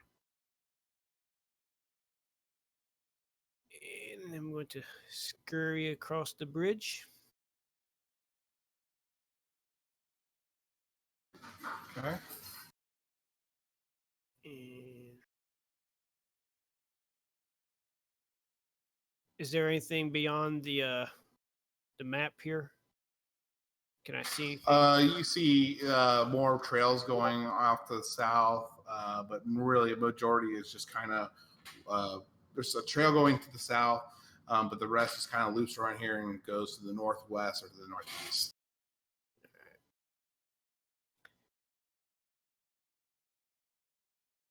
Oh.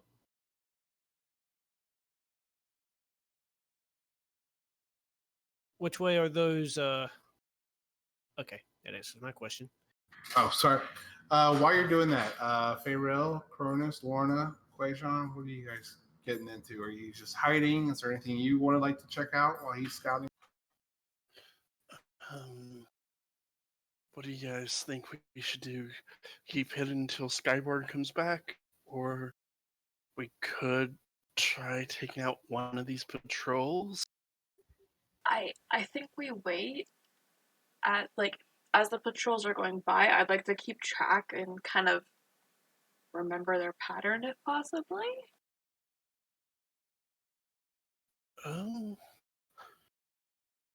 I might have a way of knowing whether it's the same one going around. Oh, you're saying that all dry lookalike? Oh, No, I could mark one with hex, they would know. and then from there I could keep track of that one. They know that Well, you text this them. patrol here, this No. patrol has the basilisk on his like to his north. The other one is to the left, and then the other one is to the south. So you can actually just keep track of the patrols based on which side the basilisk is on. That's metagaming. It's not metagaming. He's gone by a couple times now. I've seen all 3 patrols. You're not capitalizing on the GM's laziness.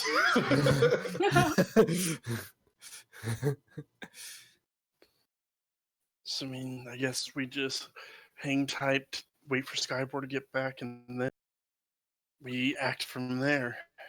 I would actually suggest when this one comes up, we just attack the basilisk right away before it has a chance to set its gaze on us. Alright, so take out the basilisk first.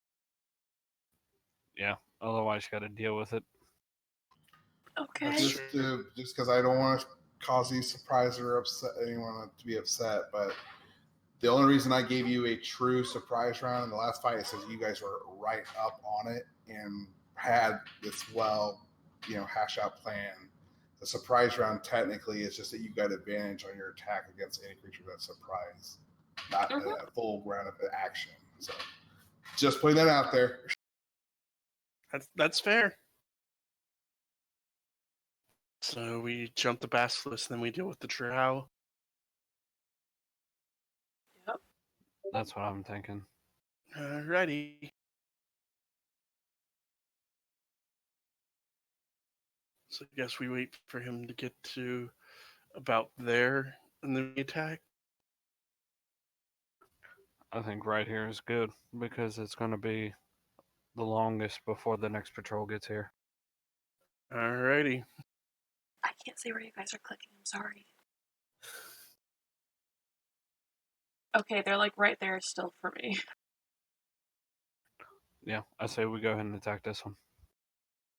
So should we go ahead and all move up or roll initiative first? I would say go ahead and roll initiative because Chronis has already stepped forward. Cool. Hold on, let me get the initiative order up. Huzzah!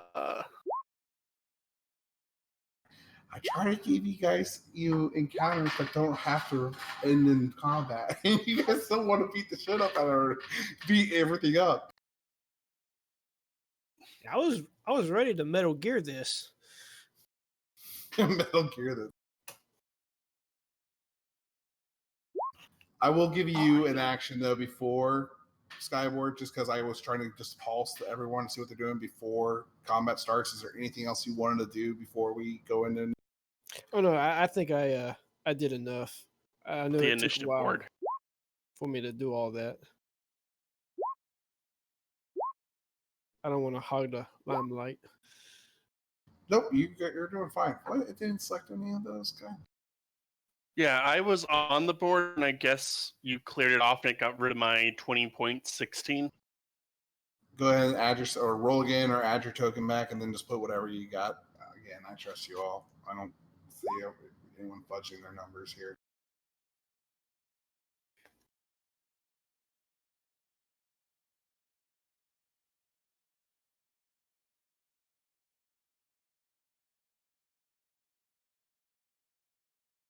And did we get a short rest on our way up here, or no?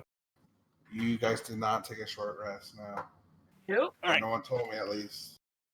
Okay, that's fine. I do not have any spell slots, but that's fine.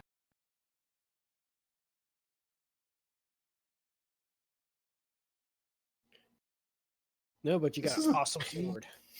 This is a pain in the ass when you don't click on the tokens. Oh yeah. Mhm. All right, is everyone in the initiative order right now? We got Skyborg, Chronos, Lorna. We're missing Kwai-Shan and Feyre, or Kwai-Shan.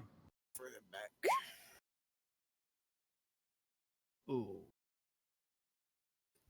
All right. Click on it and change it to 10.18 because that's what you had before.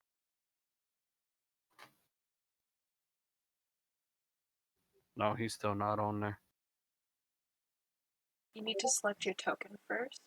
Yeah, you gotta click your token, then initiative. It's really annoying, we know.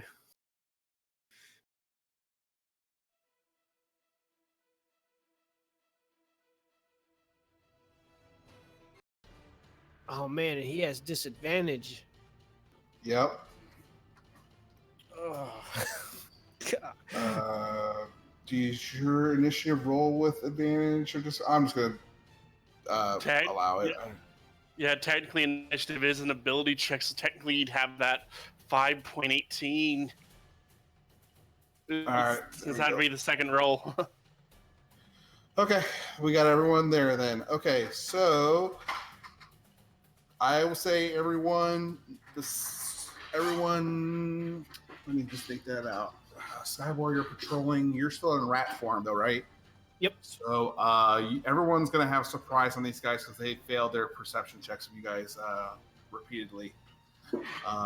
So Lorna, it is your turn. You have surprise, so you have advantage. Yay! Run forward. I'm not going to rage yet, and I'm going to attack it.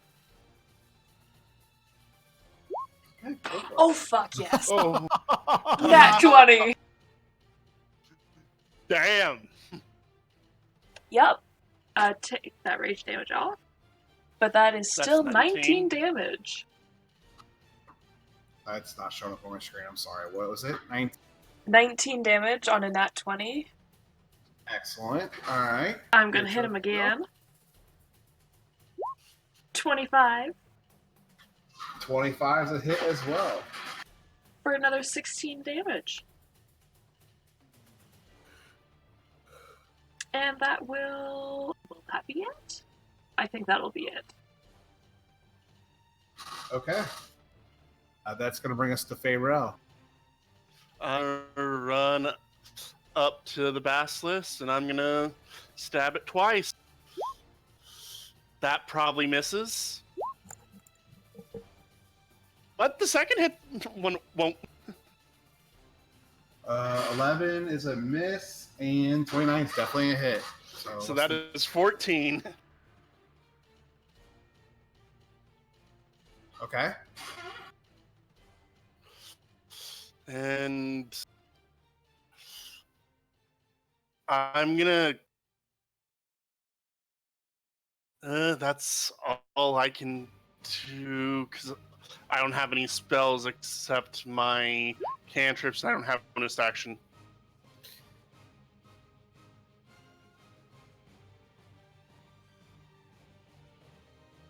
Okay. That's going to bring us to Basilisk. The Basilisk is going to scream, like roar a loud noise at a pain. Just had to reread this this ability. It's at the start of another character's turn. You can see if they both can see it. So it's going to yelp out in pain, and it's going to take a swipe.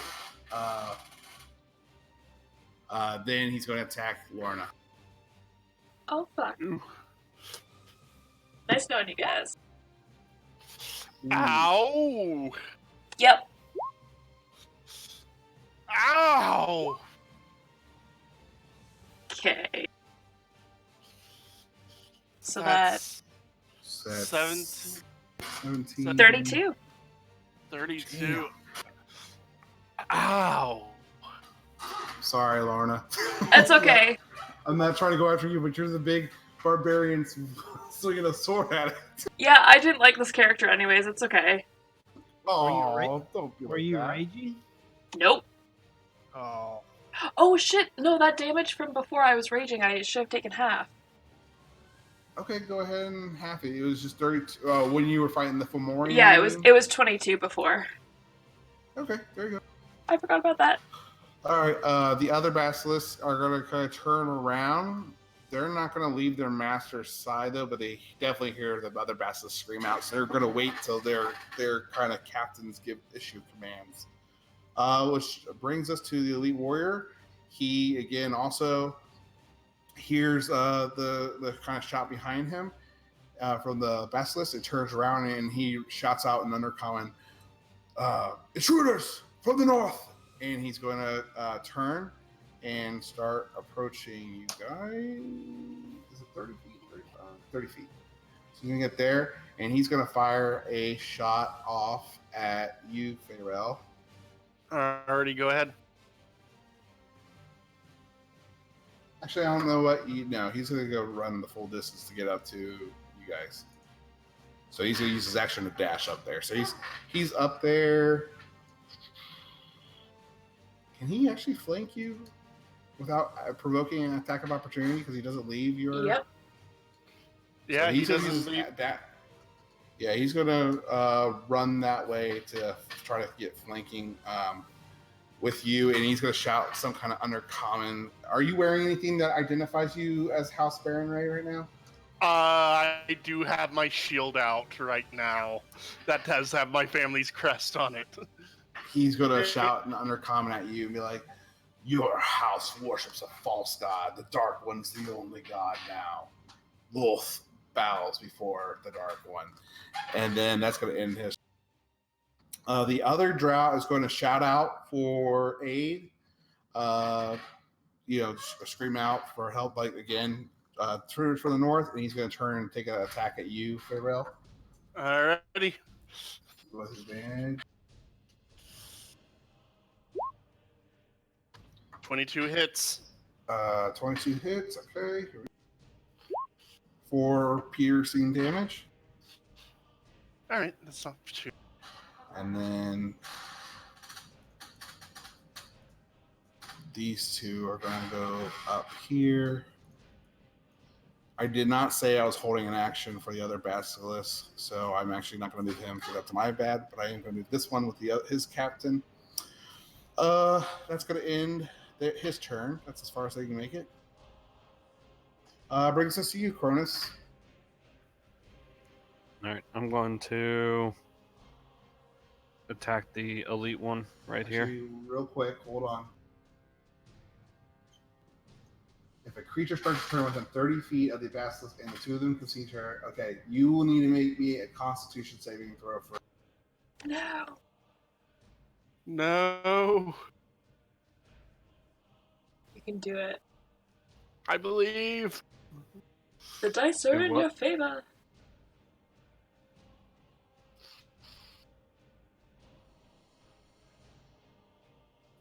I gotta do a con save.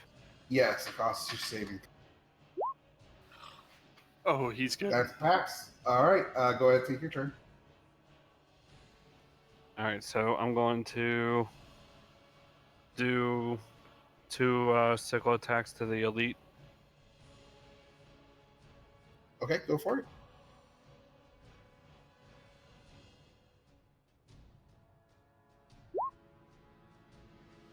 First one's a 19.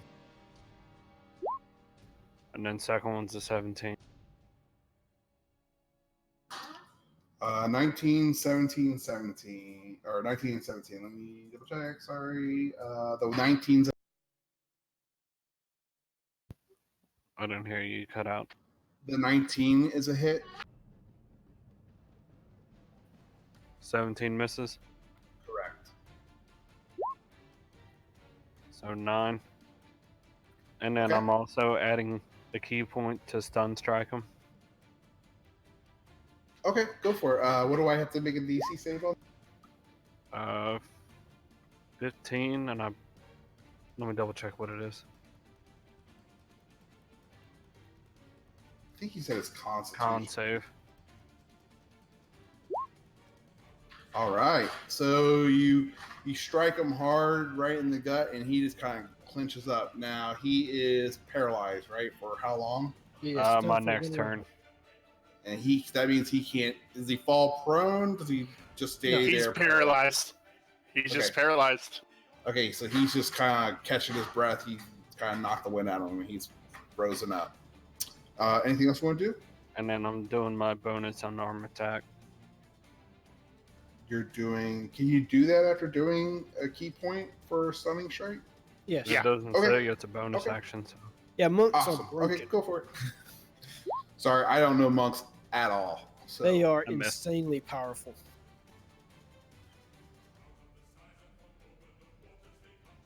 Did you roll yet? Sorry. Yeah, it's a miss. Okay. All right. And that ends your turn. Unless you want to do anything else last minute. Nah, that's it. Kwaijan, it's your turn, man.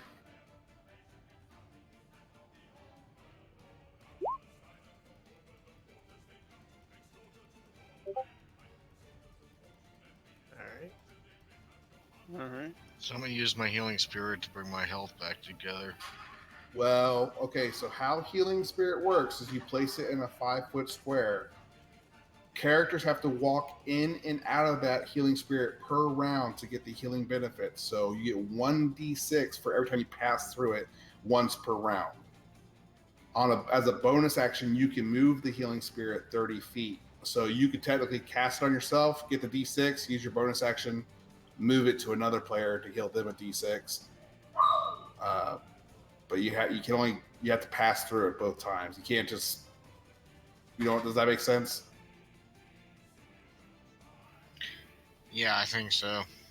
Okay, go for it. I think that a Healing Spirit is a action spell. Bonus action. Healing Spirit? Yeah, it says Yeah, it it says right right there. Okay, go for it, bud. I'm just gonna double check through. Yeah, it is. I'm sorry. Yeah, okay. So you go ahead and heal yourself 1d6 then.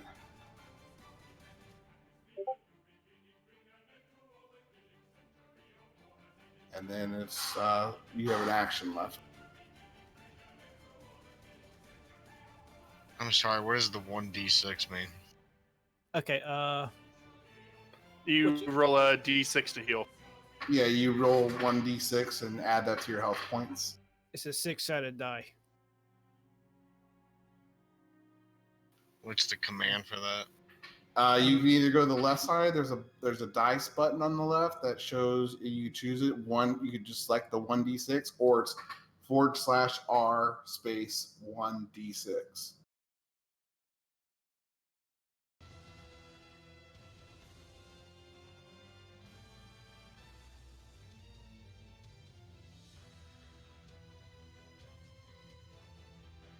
You got it? No, where's the dice button? On the far left corner. You see the arrow, a paintbrush, a magnifying glass, and what was that? Okay, you got it. There you go. Okay, so just add 3 health points to your character, and you have an action left.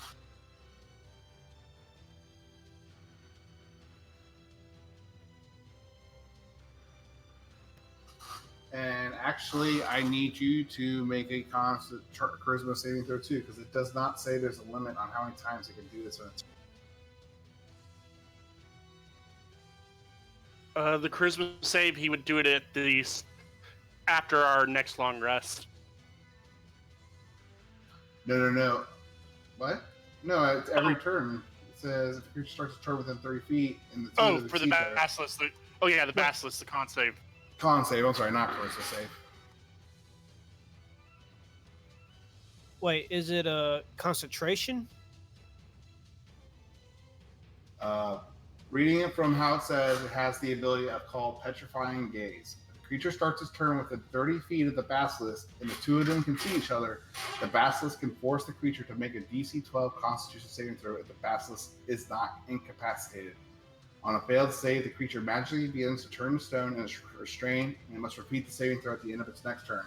On a success, the effect ends. On a failure, the creature is petrified until freed by the Greater Restoration spell or other magic. Alright. I'm sorry, how do I do the con save? I'm looking for it on here. All right, on your sheet, it's up towards the top. You're gonna see where it says saves. You're gonna see where it says Constitution save, and you click that.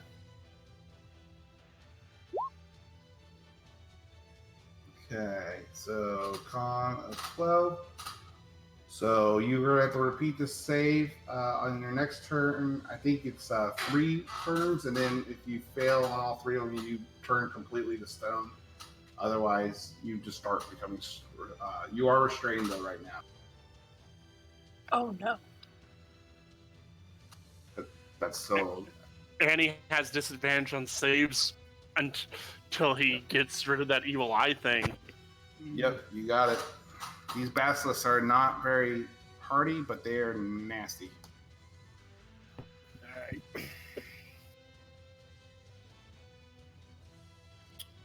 So go ahead and make your attack then, Kwaijan, on whoever you were going to attack.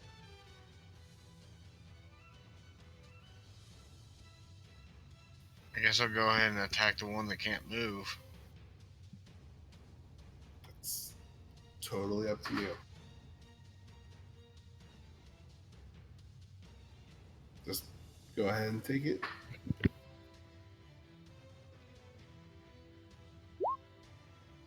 That's a miss. You're attacking the drow, right? Yeah, the one that's right in front of me, next to Chronis. Okay.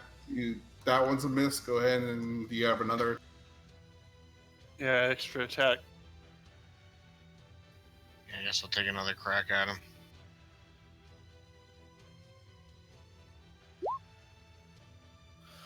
$19's not bad. 19 will do it. Go ahead and roll damage.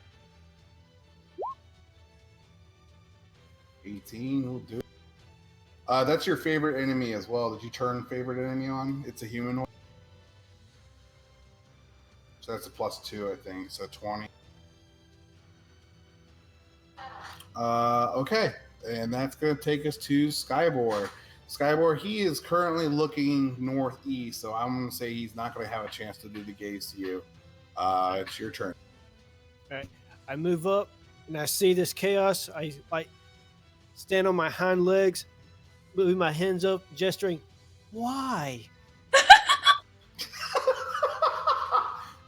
And then I then turn back to my normal form. Is it metagaming if I cast Fog Cloud? No, why would it be metagaming? No, it wouldn't be. What are you trying to do it for because of the gaze? Yeah.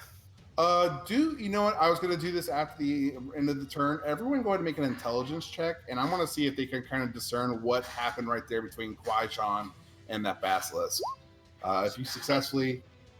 So would that be any kind of int check, like maybe Arcana or just straight intelligence? I would say it's intelligence or nature. Sorry. Yeah, go ahead and roll a nature check, Skyward. I'm sure that's better for you than intelligence. That's Okay, a there we 9. go. Oh yeah. Okay.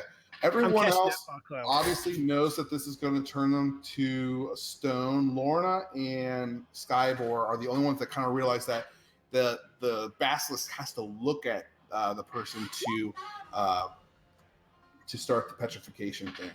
Mm. So yeah, that's a 20-foot radius. Okay, you are all.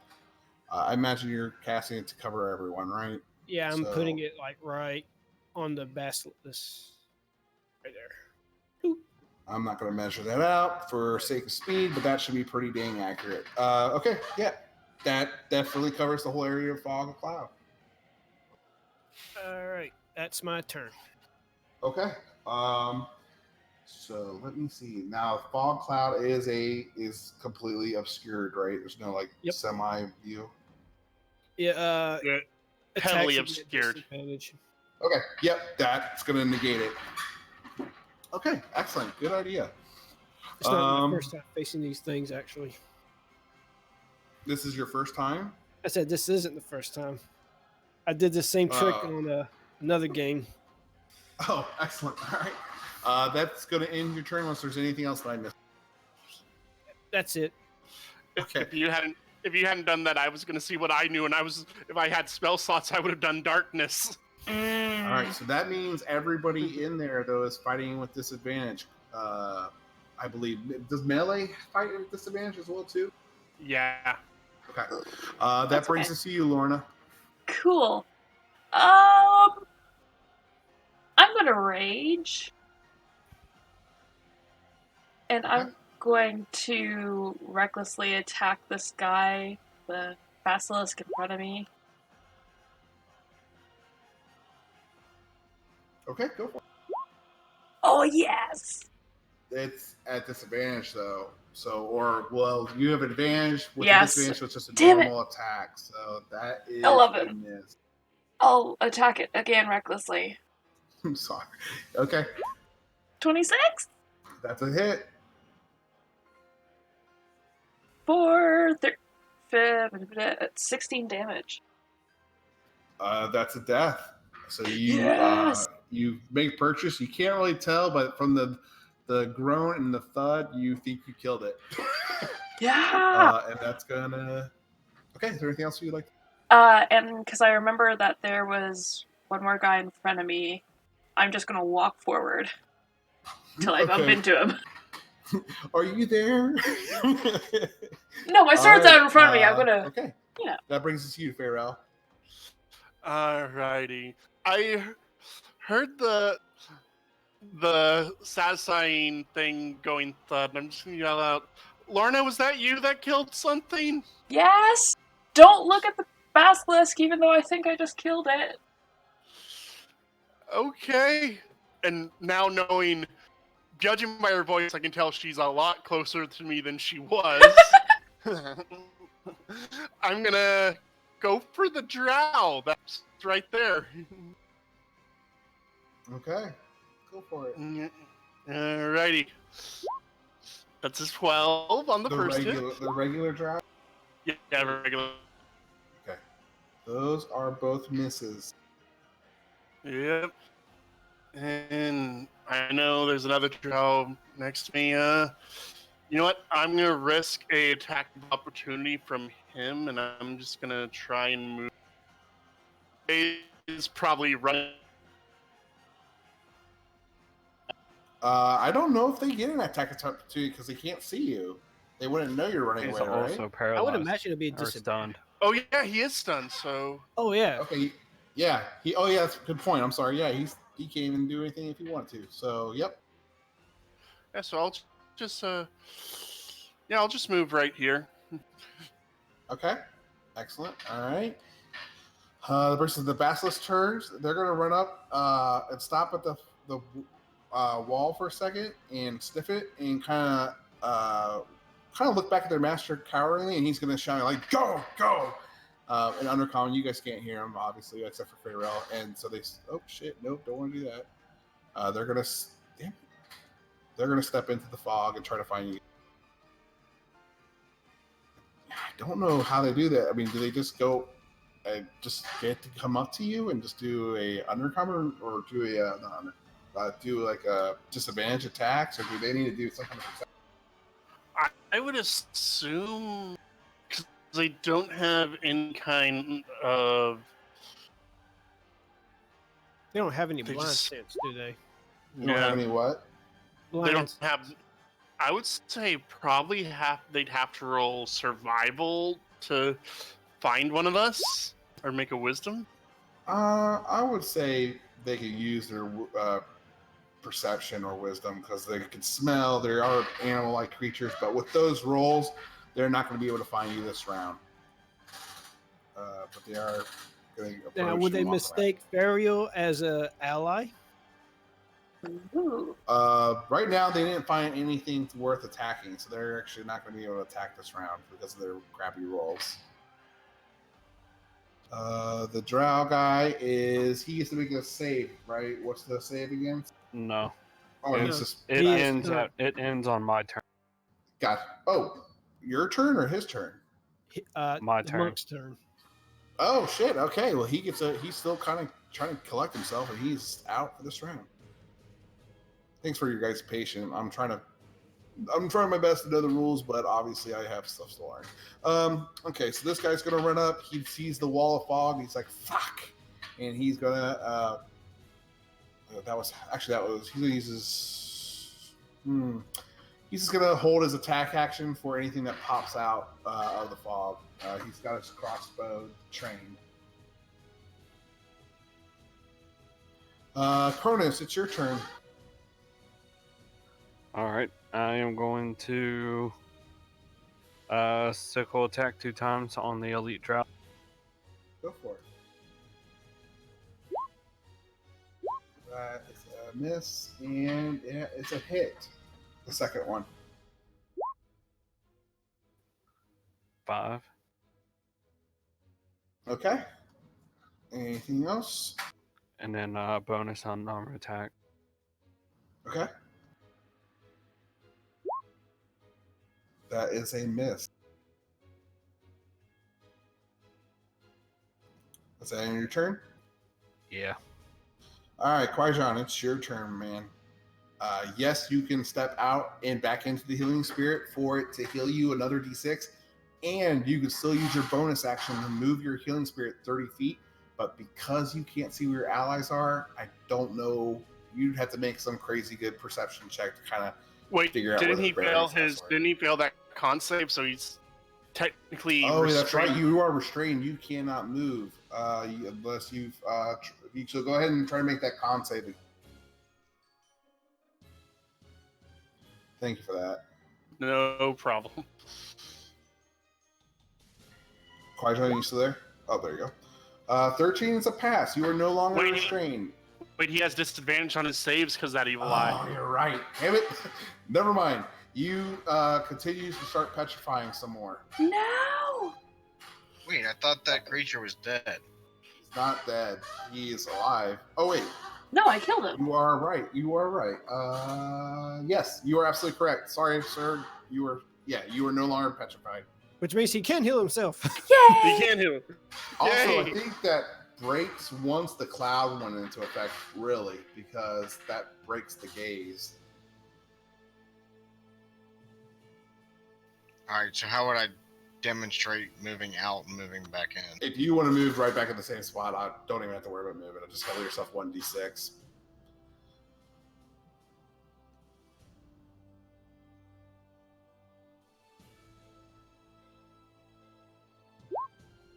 Oh.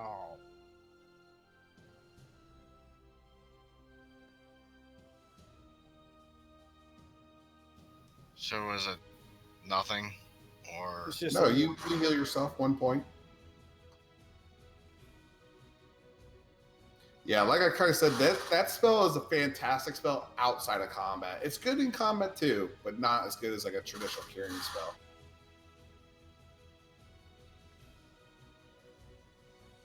So, what would you like to do?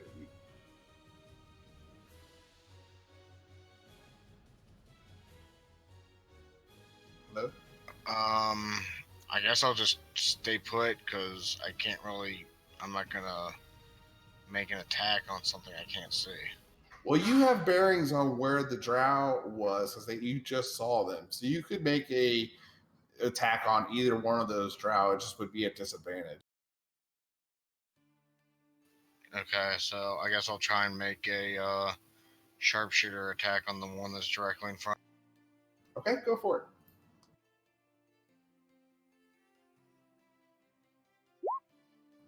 Go ahead and roll again or your other attack. That was a miss. That is a hit. Go ahead and roll damage.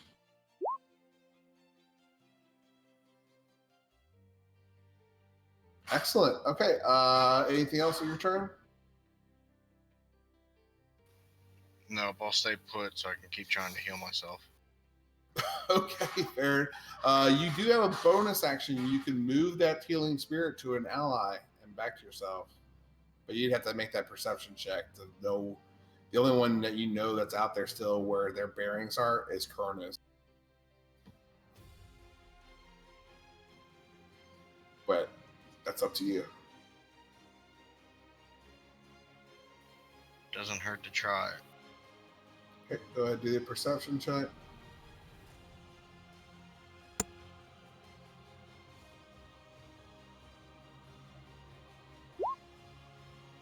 That you're not going to have an idea where they are. So that's going to end your turn and bring us to Sky. All right. I'm going to step right here, and from what I last seen, there was a drow over here. So I'm going to attempt to thorn whip him and pull him toward me 10 feet. Okay, go for it. I don't think that hits. Does not hit. All right, that's my go. Okay, Lorna, Okay, you've ran into what you think is either a drow or something else. cool. I am going to recklessly attack it. That'll be a Cool. normal hit. Ooh. Yeah. 26 That's a hit. for 17 damage. You make purchase with something in the fog, and you hear it die and make a familiar thud sound. Yeah! I'm just gonna keep on walking. Step on another Or- body, and you bump into something that's scaly and smaller in size, and it immediately reacts to your presence as well. Ooh. So I'm gonna hit it. Go for it. Stabby stab. 18 18 is a hit. for 18 damage. Excellent. Yeah. All right. Anything else? Nah. Because potions are actions, correct? Yes, correct. Okay. I'm trying. Though I did just play in a game where they made it a bonus action, and I'm not gonna lie, it was kind of amazing. It was so much better. Yeah. So I might It's okay. back out of that decision too, even though I just made that decision. No worries. Yeah. That will be my turn. So that's your turn. Yep. Faerly, your turn. Alright. Don't really see anyone near me, so I guess I'll try moving to my character's right, and I'd probably run into something scaly. You heard. You definitely heard. Squishing. Someone Swords. just get hit with a sword right next to you. So you could probably discern that there's something right next to you as well, especially if you. And you hear Lorna yelling out, raging. Alright, so I know Lorna has moved away. No, I moved I moved closer. you south. I'm sorry. Did you want to go with the north one, Lorna, or the south one? No, I wanted to go to the south one. I'm Okay. there. Where is Lorna?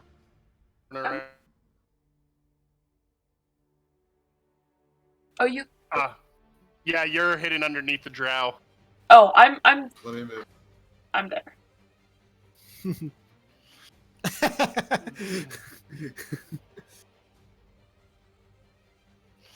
Alright, He fell into the sea. so I heard Lorna swing at something next to me. That's useful. So I'm assuming something's right there, so I'm going to stab it twice. That'll hit. Those both hit. So that is 19 total. All All right, you hear it screech out with a familiar reptilian-like cry of pain. Anything else? That's my action. I don't have any bonus action stuff right now. Okay, he's going to respond to the last place where that attack came from. So he reacted to Lorna hitting, and then all of a sudden from this other side, he got hit again. He's going to attack from the last place he got hit, and he's going to strike out at you, Faerly, to the south. The one to the north is going to make a perception check to see if he can see anything, because no one's...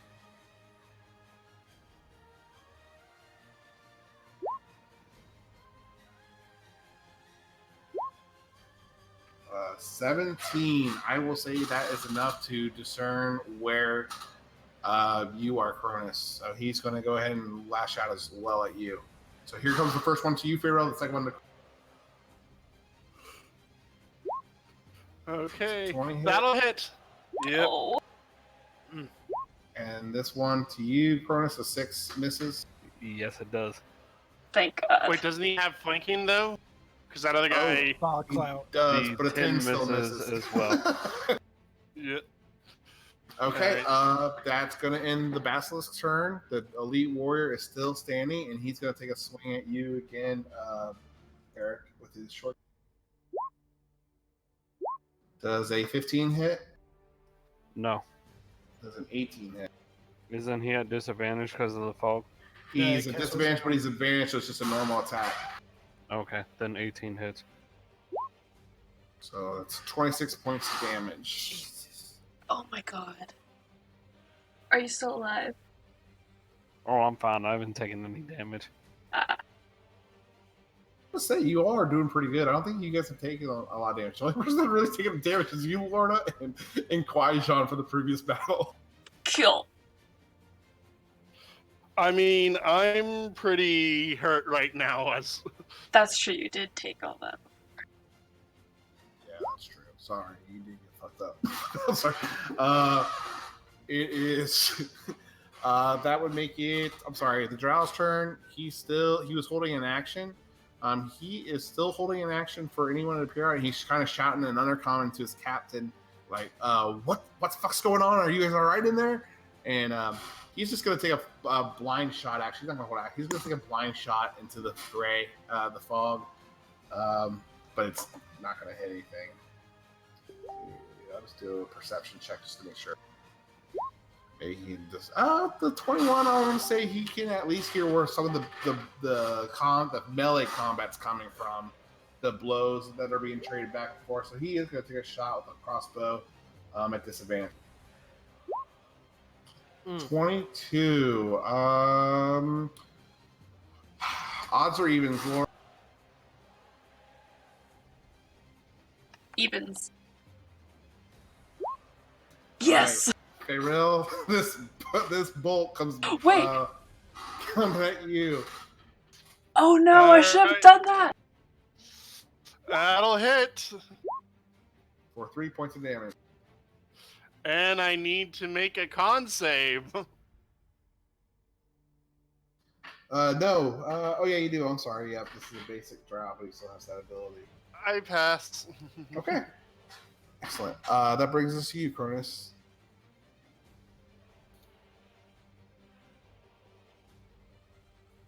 Alright, I am going to attack the Elite Drow again. Go for it. That is a miss.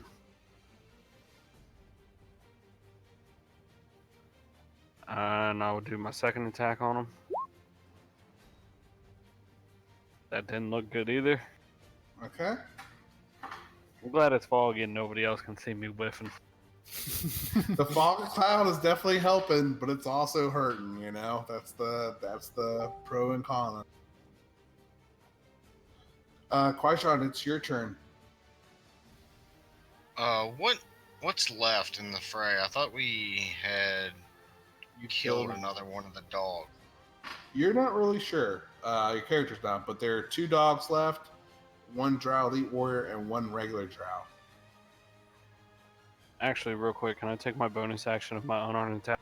Absolutely, go for it.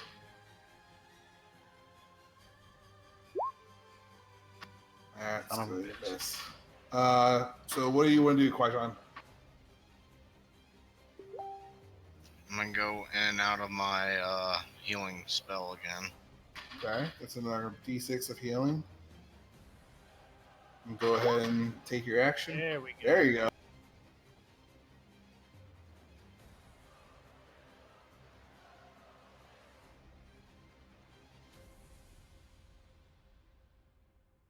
What are you going to do for your action? Sorry, I was trying to do the math real quick. What? Action, I'll go ahead and shoot at that elite drow that I've been. Okay, go for it.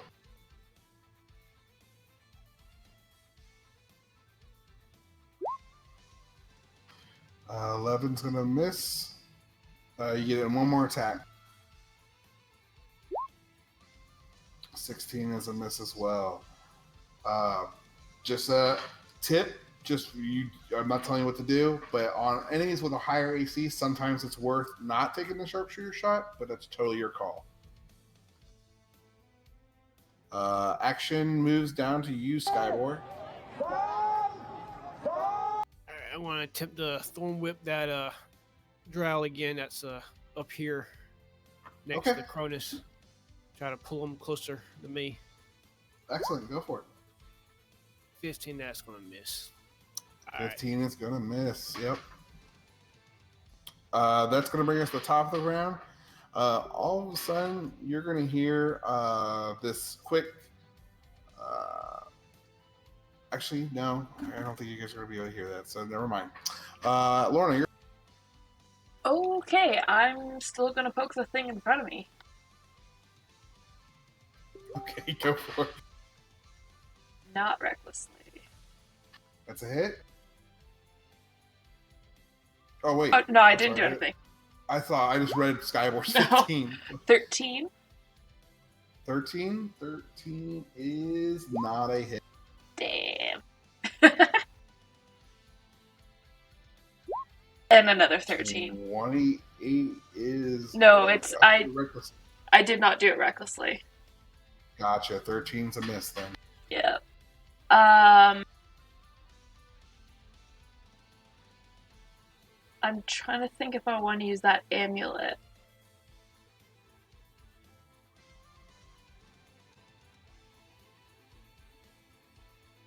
Yeah. As a bonus action, I am going to declare my strength for the Kingdom of Berlass.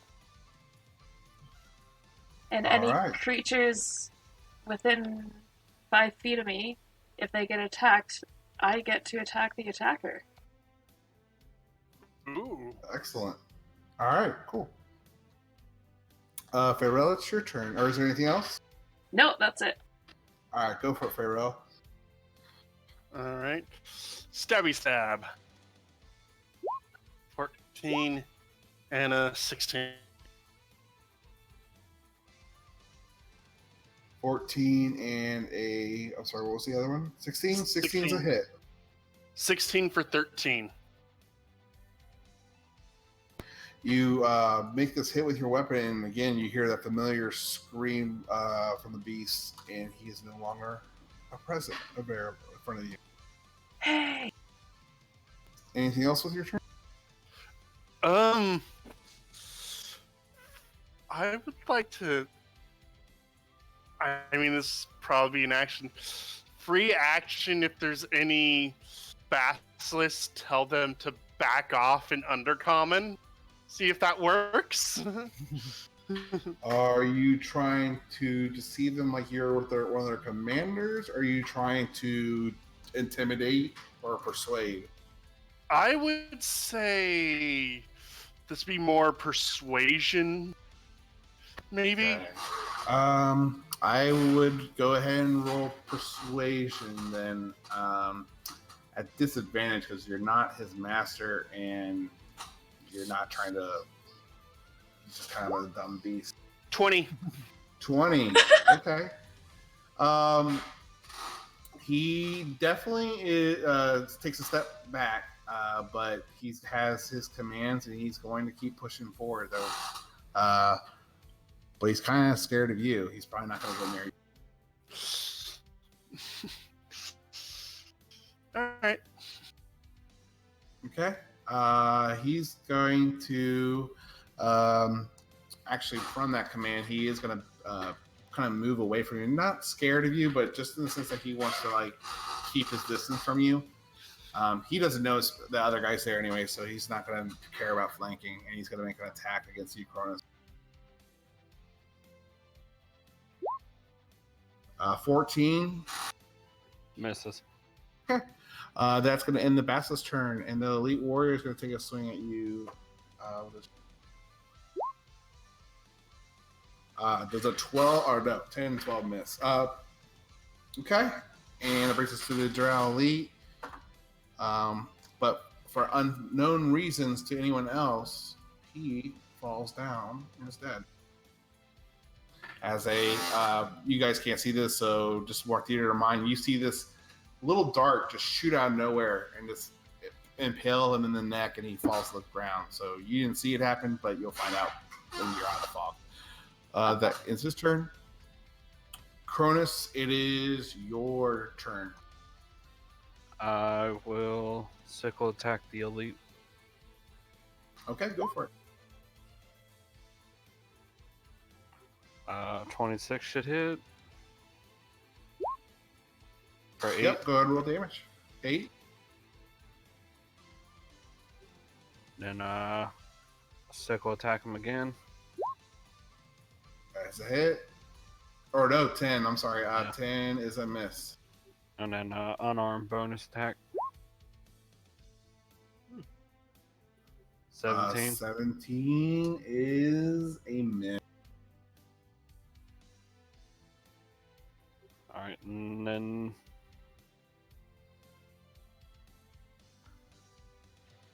that's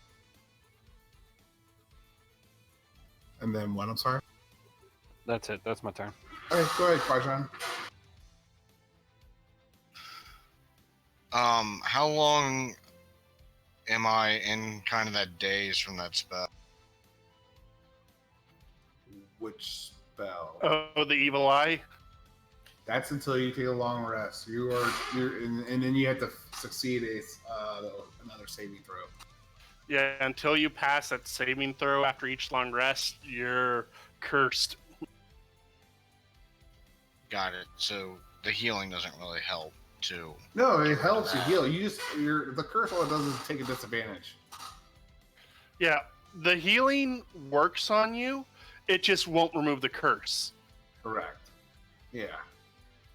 Okay, that's kind of where I was misunderstanding. I thought maybe that by using the healing spell it helped get rid of that fast. Nope, you were going to need that. Anyways, no, that's not how that one works. That's more a remove curse spell would remove it. Yeah, and unfortunately, we don't have anyone with that kind of spell. Okay, well, in that case, I feel pretty comfortable with my health where it's at right now, since nothing's really been coming at me, and I'm pretty protected by the fog. So I'm gonna go ahead and take 2 attacks on the one in. Okay, go for it.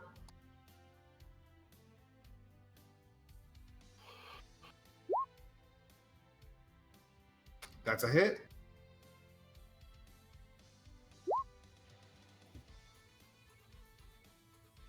All right, you got one more attack. And that's going to be a miss. That's good. Anything else with your turn?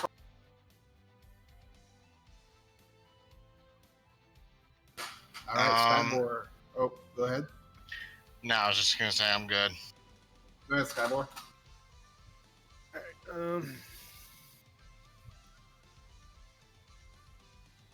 Let's try that thorn whip again. Okay. Okay, never mind. That's going to be a miss.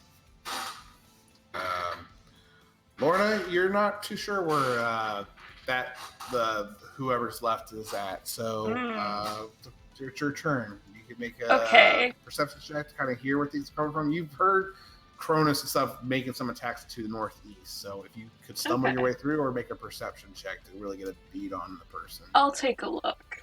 I'll see. 12? I mean, you don't know, but you know from the sounds that in the general area. So I'd say you can move closer and make an attack at disadvantage. You know where the attacks are coming from. Could I go to the basilisk or actually no? You've been hitting. I'll go there. Either one, really, because you heard the basilisk react to Faerly's very generic shout out, and you heard it scurry away. So either one. Yeah, I'm thinking Lorna would literally do a 180 and walk back the other way because she knows there's a wall there. Yeah, and you did, if I remember correctly, there was a basilisk right in front of you before you went south. So yeah, that makes sense. Yeah. Go ahead. Okay, I will recklessly attack it. Sorry. 19 is a hit? No, 26, but yes. What's that? I'm sorry? Oh no, yes, ignore me. Those are my 2 hits then. So 19 and a 26. Well, you're making. Oh, I'm sorry. You were right. You do. Sorry. Would it be? Yeah, your advantage. So 15, 17. Yep, those are my 2 hits. Excellent. Sorry about that. No, that was me. Okay. Anything? No, I have the amulet up. I'm good. Excellent. All right, Faerly, it's your turn. All right, I remember getting shot, and I remember the direction it came from. Yeah, so I'm gonna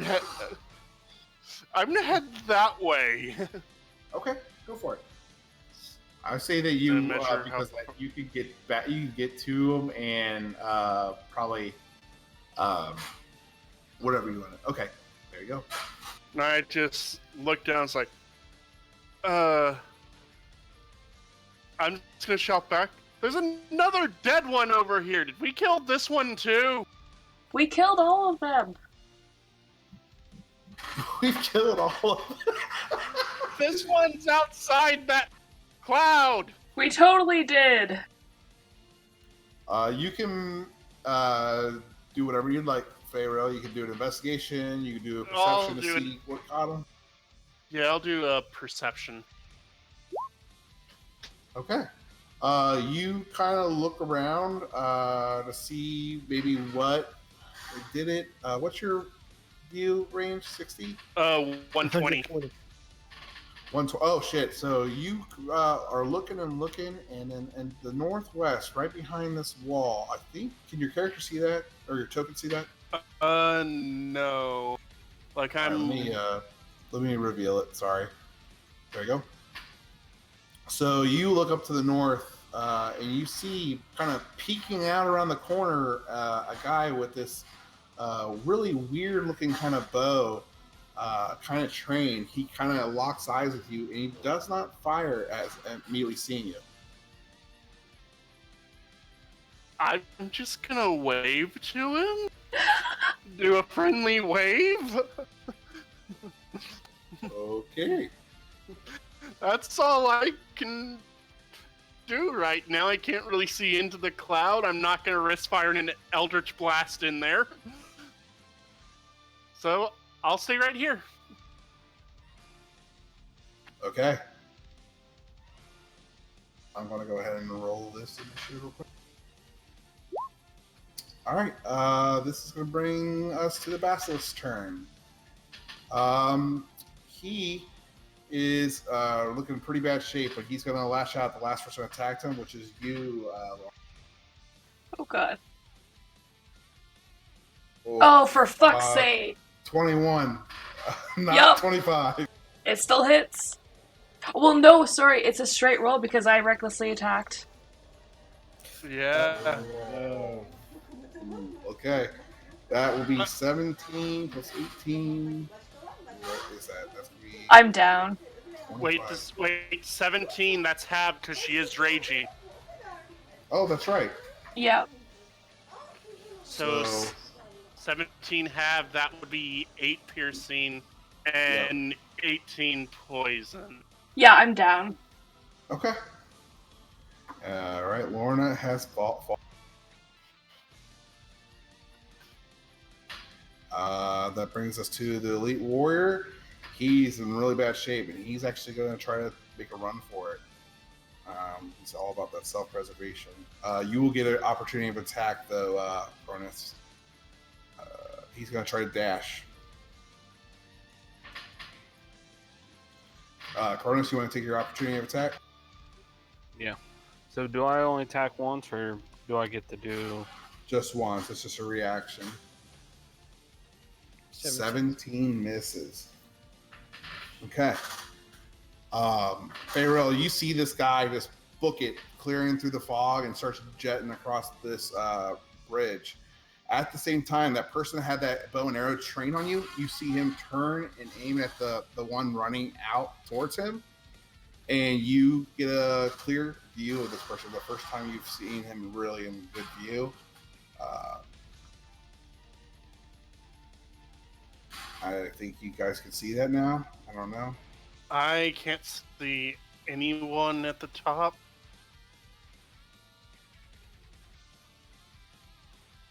Okay, so you see him step out. You can't see anyone up here? I thought I cleared it. I don't see anyone. See, when you give our tokens sight, we can only see. Wait. Now I can just make someone out when I zoomed in. Okay. There we go. I just turned it all on because you guys are pretty much mop the floor with everything else. You see this that drow stand out a little bit more, and I just revealed the handout for you all, just kind of see a better picture of what he actually looks like. You, Faerly, don't necessarily recognize him, but you do know that he is not, or that he is part of House Baron, and he takes a shot at the drow with his attack.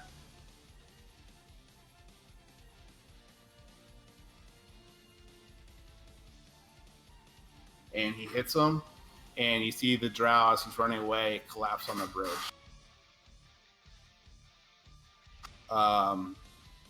It's gonna that one's dead already, so get rid of him. Chronis. All right. I would like to say I heard Lorna go down behind me, so I should have a good idea where Vasquez is. So I'm gonna do my sickle attack on. Okay, go for it. That's a hit.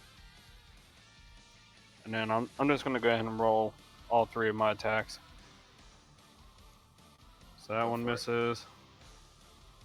Those two and then hit. my unarmed. 13 points.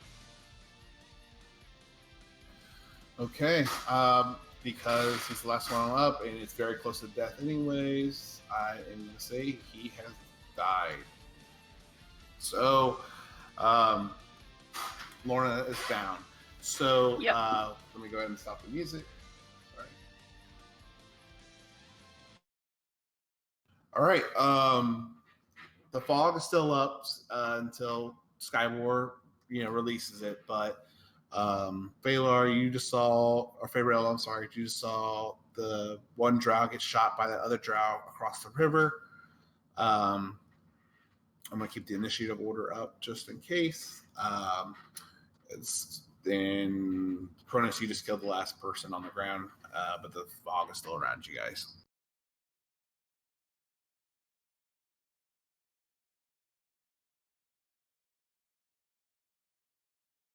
All right.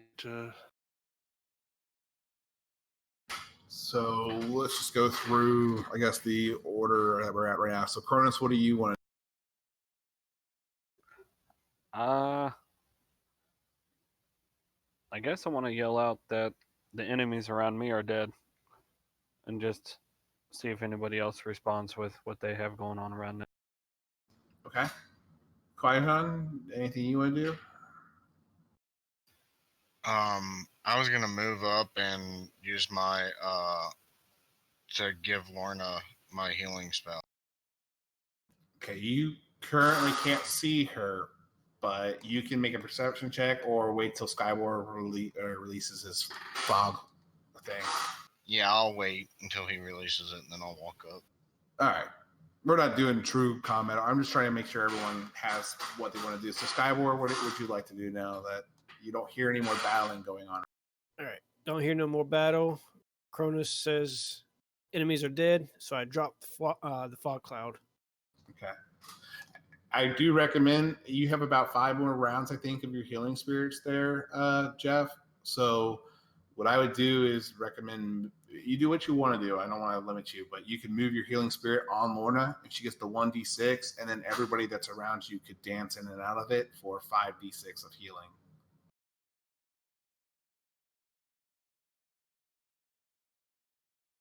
So you all that want to participate in the healing spirit that's left over, you go ahead and take 5d6 of.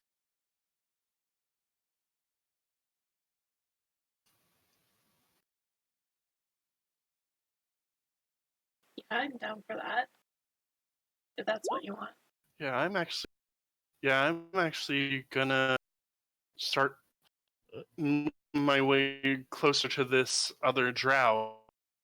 Like, I don't recognize him per se, do I? Or He walks up to you and he recognizes you, and he gives you a slight nod of his head. And actually, we're gonna go into the secrets channel for the first time. yay! Oh God. Have fun. Okay. So I'm just going to drag Lorna through the light, the healer. Awesome. Are you going to do that for the 5 rounds? Thank you. You should come back up after the first one, right? Yes. Yeah. Thank you for the 10. There's the 1d6.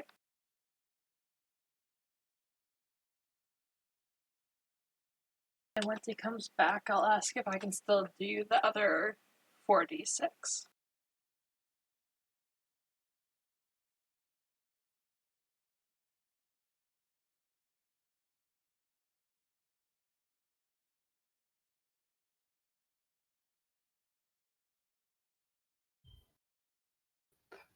That was actually a really good move with your fog.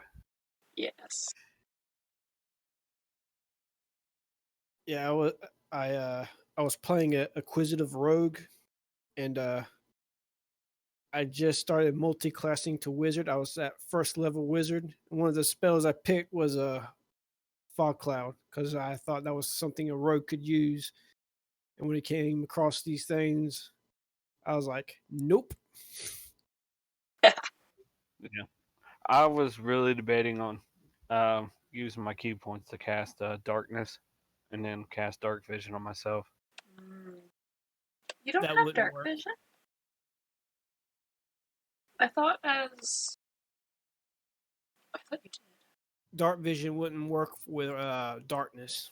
Right. Oh, it doesn't? No. Now, only a devil sight, which is warlock stuff. Faerly can see in the darkness. Well, I'm assuming she has devil sight. Probably. Yeah. I think she does.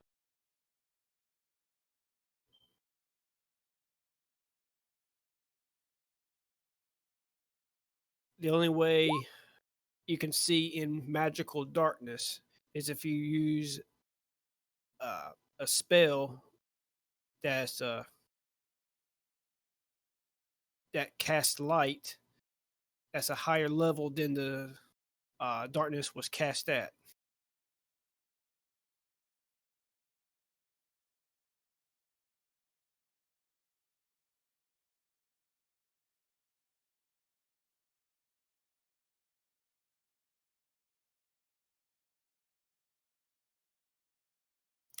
Yeah, I think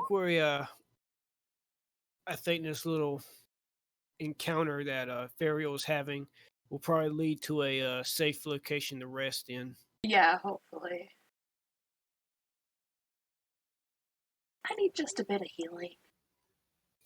Yeah. Also, we need to cut off the basilisk heads. Yes. I would like to prep some other spells. Mm-hmm. Because dark vision could come really handy right now. Oh, yeah. I will say, just outside of my character, I feel like my attacks are so weak when I see everybody else hitting for so high. Oh, you're going to get up there. Oh, Once yeah. you get to higher levels, you're going to be doing ridiculous damage. And I'm only hitting high because I have a +1 weapon. And my strength is up there. I think I'm the weakest one. It's just I'm better at support. Which we need, which is very appreciated. You're good at all the tactile stuff that we don't see.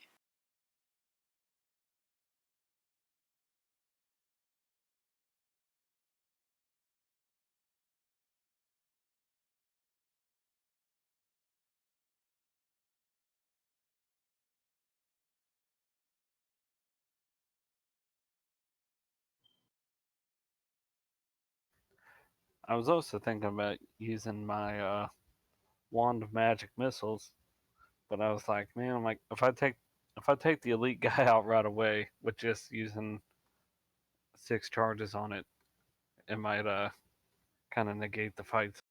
Do you need to be able to see the target, though? Yeah, but when I was doing it, it would have been the first round Oh, yeah. before you cast the fall.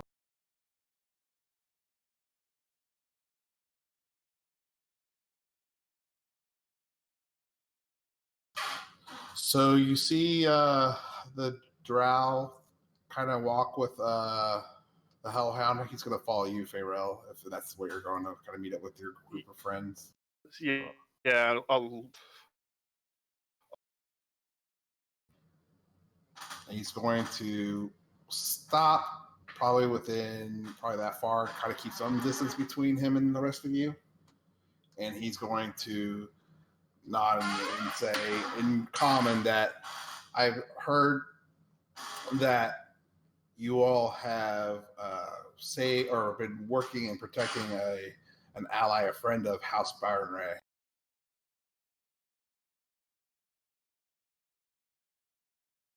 Yes, we have.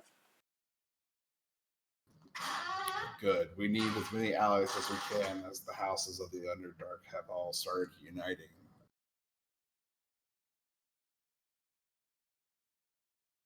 And why should we trust you? He's my brother. Dun, dun, dun. What? This is my brother Tanyer.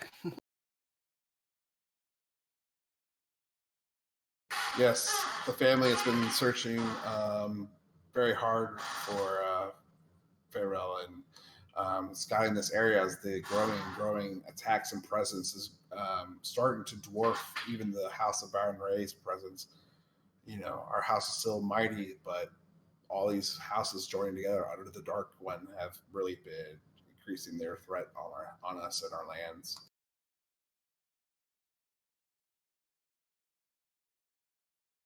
Huh.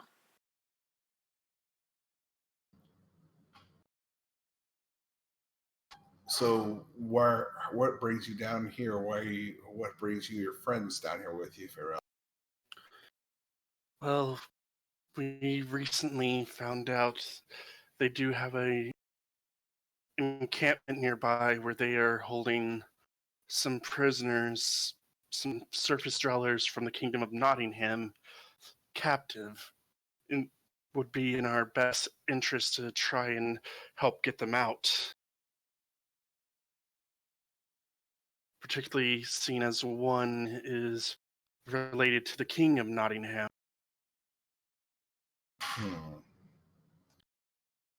I think I know what you're speaking of. Several of the fallen houses to the south are desecrating a temple dedicated to Loth. The heathens, the blasphemers are renouncing Loth, saying Loth now serves the Dark One and commands us all to worship him as well. That's not right. That's not right at all. And they should be punished for their blasphemy. I agree. I cannot help you and these surface dwellers until the house approves such, but I can send word back to the house to let them know that you're okay. That will be fine. Are you you will probably know. I'll give you a rough drawing to kind of get your bearings that points you to, our city. I don't know how familiar or turned around you are down here, but when you have time, it may be worthwhile for you to stop by and let your family and friends know that you're okay. Is Of there course. anything else that you need from me, Farrell? Not right now. Okay, be careful. These things are nasty and they are abundant. They've been training these basilisks, filthy creatures, to do their bidding, but man, they are effective. I understand. On that note, he's actually gonna start to kind of bow, but then he stops himself and then starts walking back to the north across the bridge and towards outside. Unless anyone else wants to say anything or do anything. Is there anywhere we can rest that people won't look? I would say the best. I don't know if there's really a safe place to rest. You may be able to barricade yourself in these ruins for the night and see if you can rest, but they keep sending patrols nonstop around. Maybe I don't know the way you came from, but maybe that would be a safer spot to go back and hide and camp for some time.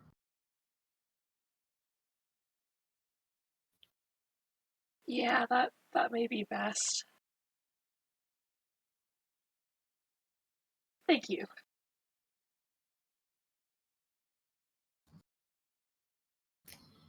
Okay, Chronis or Skyward, did you guys have any questions, or Qui-Gon? Nope.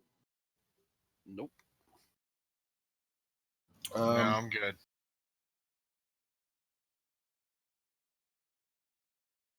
Okay. All right. So again, he turns and starts walking back to the north, towards the direction he kind of drew roughly for you, Farrell, to get your bearings back towards the city where the House of Banray lives and resides. And he also directed you guys that to the south is the further way to the temple that you kind of speak of, and the camp, the closest camp that he knows of nearby. All right. And anything else you guys want to? We are at the magic hour. If people want to go, if you guys want to go back and try to camp there, we could definitely try to do that. There's always a risk, but whatever you guys want to do. What do you guys say? Go back and rest back there, or barricade ourselves in the ruins? We might I have know a it's question. barricaded. You have a question?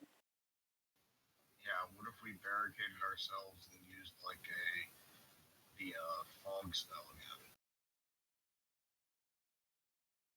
Well, that only lasts a minute.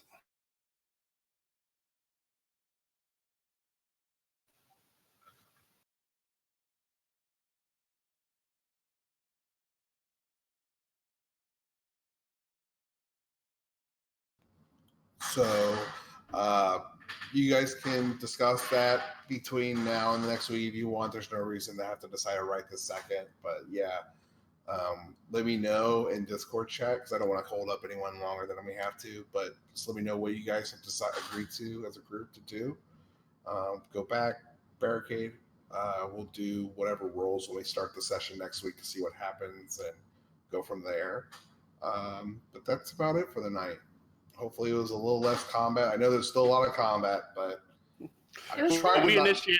we initiated the combat though. Yeah. I know. I was like, man, I try to like make these so you didn't have It's your fault I'm hacked. What's that? I said it's their fault I'm hacked. Oh no! I can't hear a word he said. What? It's our fault he's hexed. You told me to light the fucking torch. You know, they probably would have attacked the other guys, but you just had to nuke them like for 40 points of damage in one turn. I think he was more concerned about you.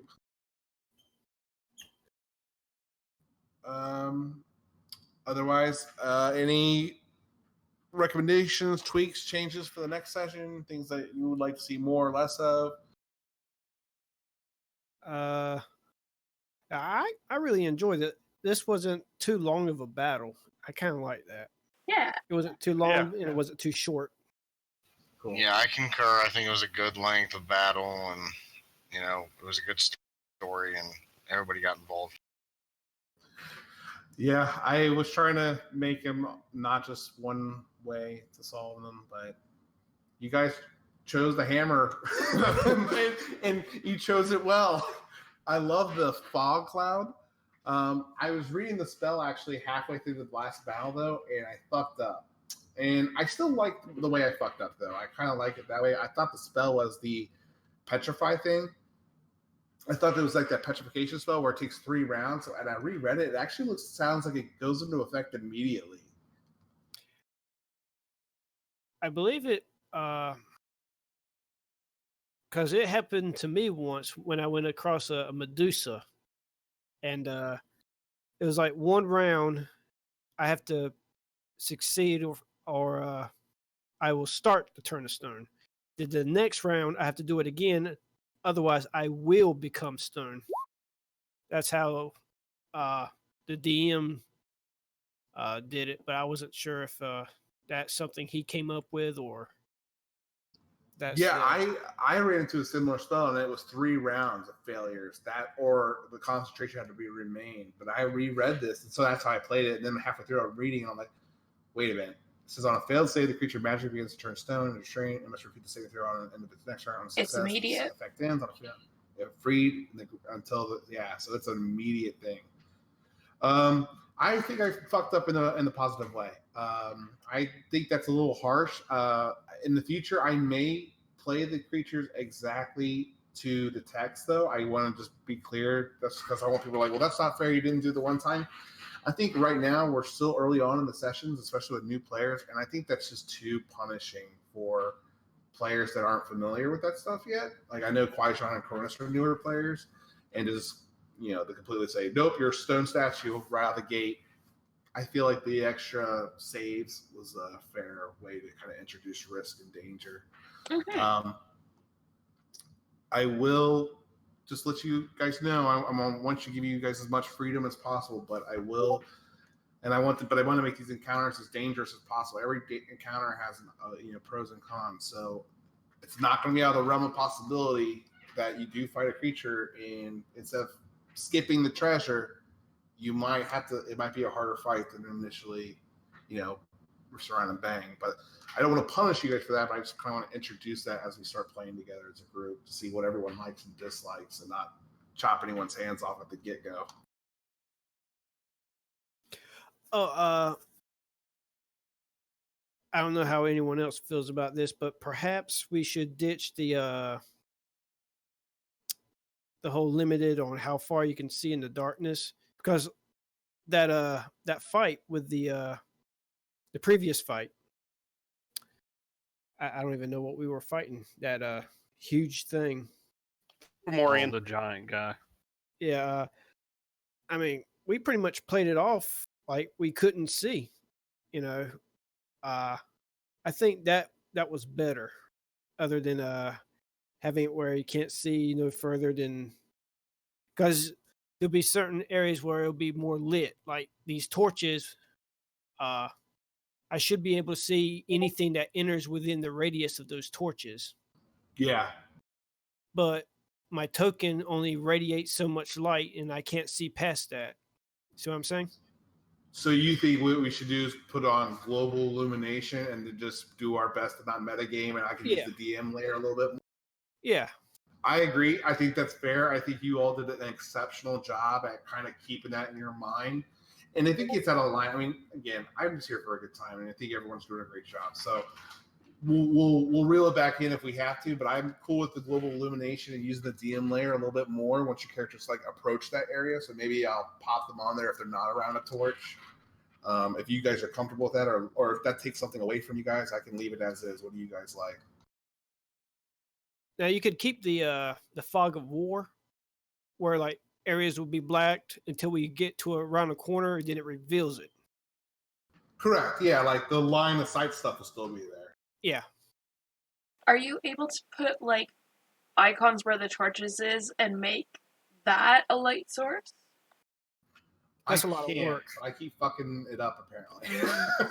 Oh, I mean, the one way you can do that with the torches, you make a separate character sheet for and just call it torch.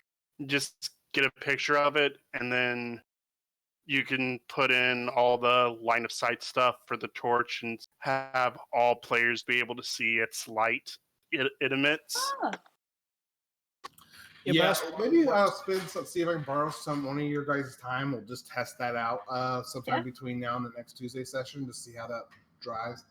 Sure. Real quick before, because I know Hummer or Quajon has to leave. Your question about the healing, right? What is it? Real quick?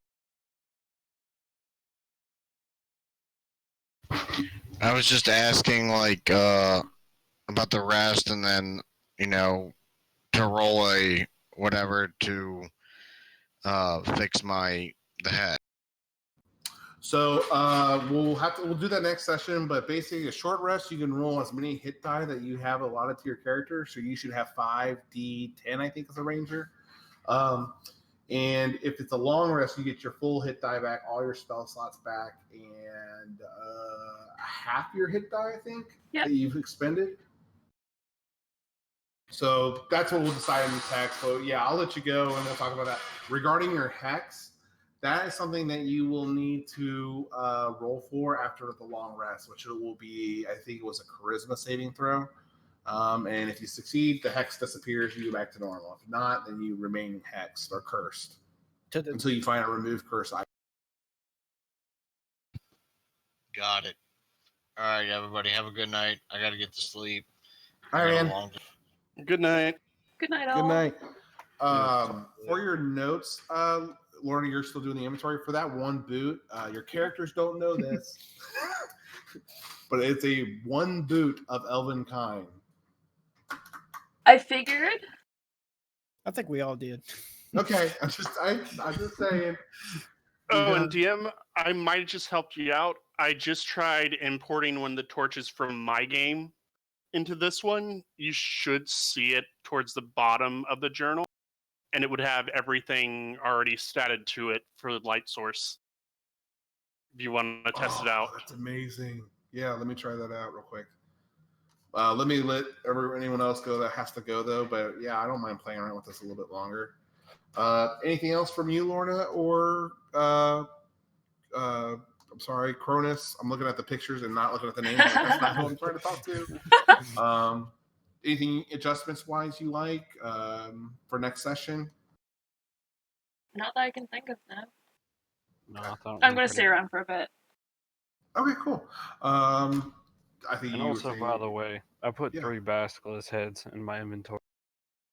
we'll go ahead and roll nature in game, or whoever is proficient in nature that you want to help you out with that. Who has the bag of holding? That is technically, I guess Faye has it right now. So I would, unless someone else wants to have it, and I'll give it to I you. mean, we can say you have it. I'm just keeping track of the inventory. Yeah, I think whoever's keeping track of the inventory should have the bag of holding. Yeah. It doesn't matter, really. Well, it could be important though later on because because if let's say you give it to someone else and then they're like, well, wait a minute, I have it, and like, no, like if I don't think the scenario is going to come up right now, but it could down the road for let's say I don't know, someone got a folding boat or something, and it's like, well, they had it last, but it says in the inventory, well, they didn't say they picked their character didn't say they picked it back up and put it in their bag, so it could get a little goofy. Okay. Yeah, so we'll give the bag of holding to Lorna. Awesome. Again, I'm really laid back and flexible. Hopefully, I'm not too laid back. I just want to make it a good time. I'm not trying to kill you guys, but I'm just trying to make it dangerous, and I want just to have a good time doing it. So Well, I don't like DMs that hold back. No. So. No, I won't try to hold back. But again, dipping our toes in the water, I don't want to just flat out just be like, what the fuck? I put the torch in the ground. I got cursed. And then I got turned into a stone statue 5 minutes later. Heck, last night in my game of Strahd, I got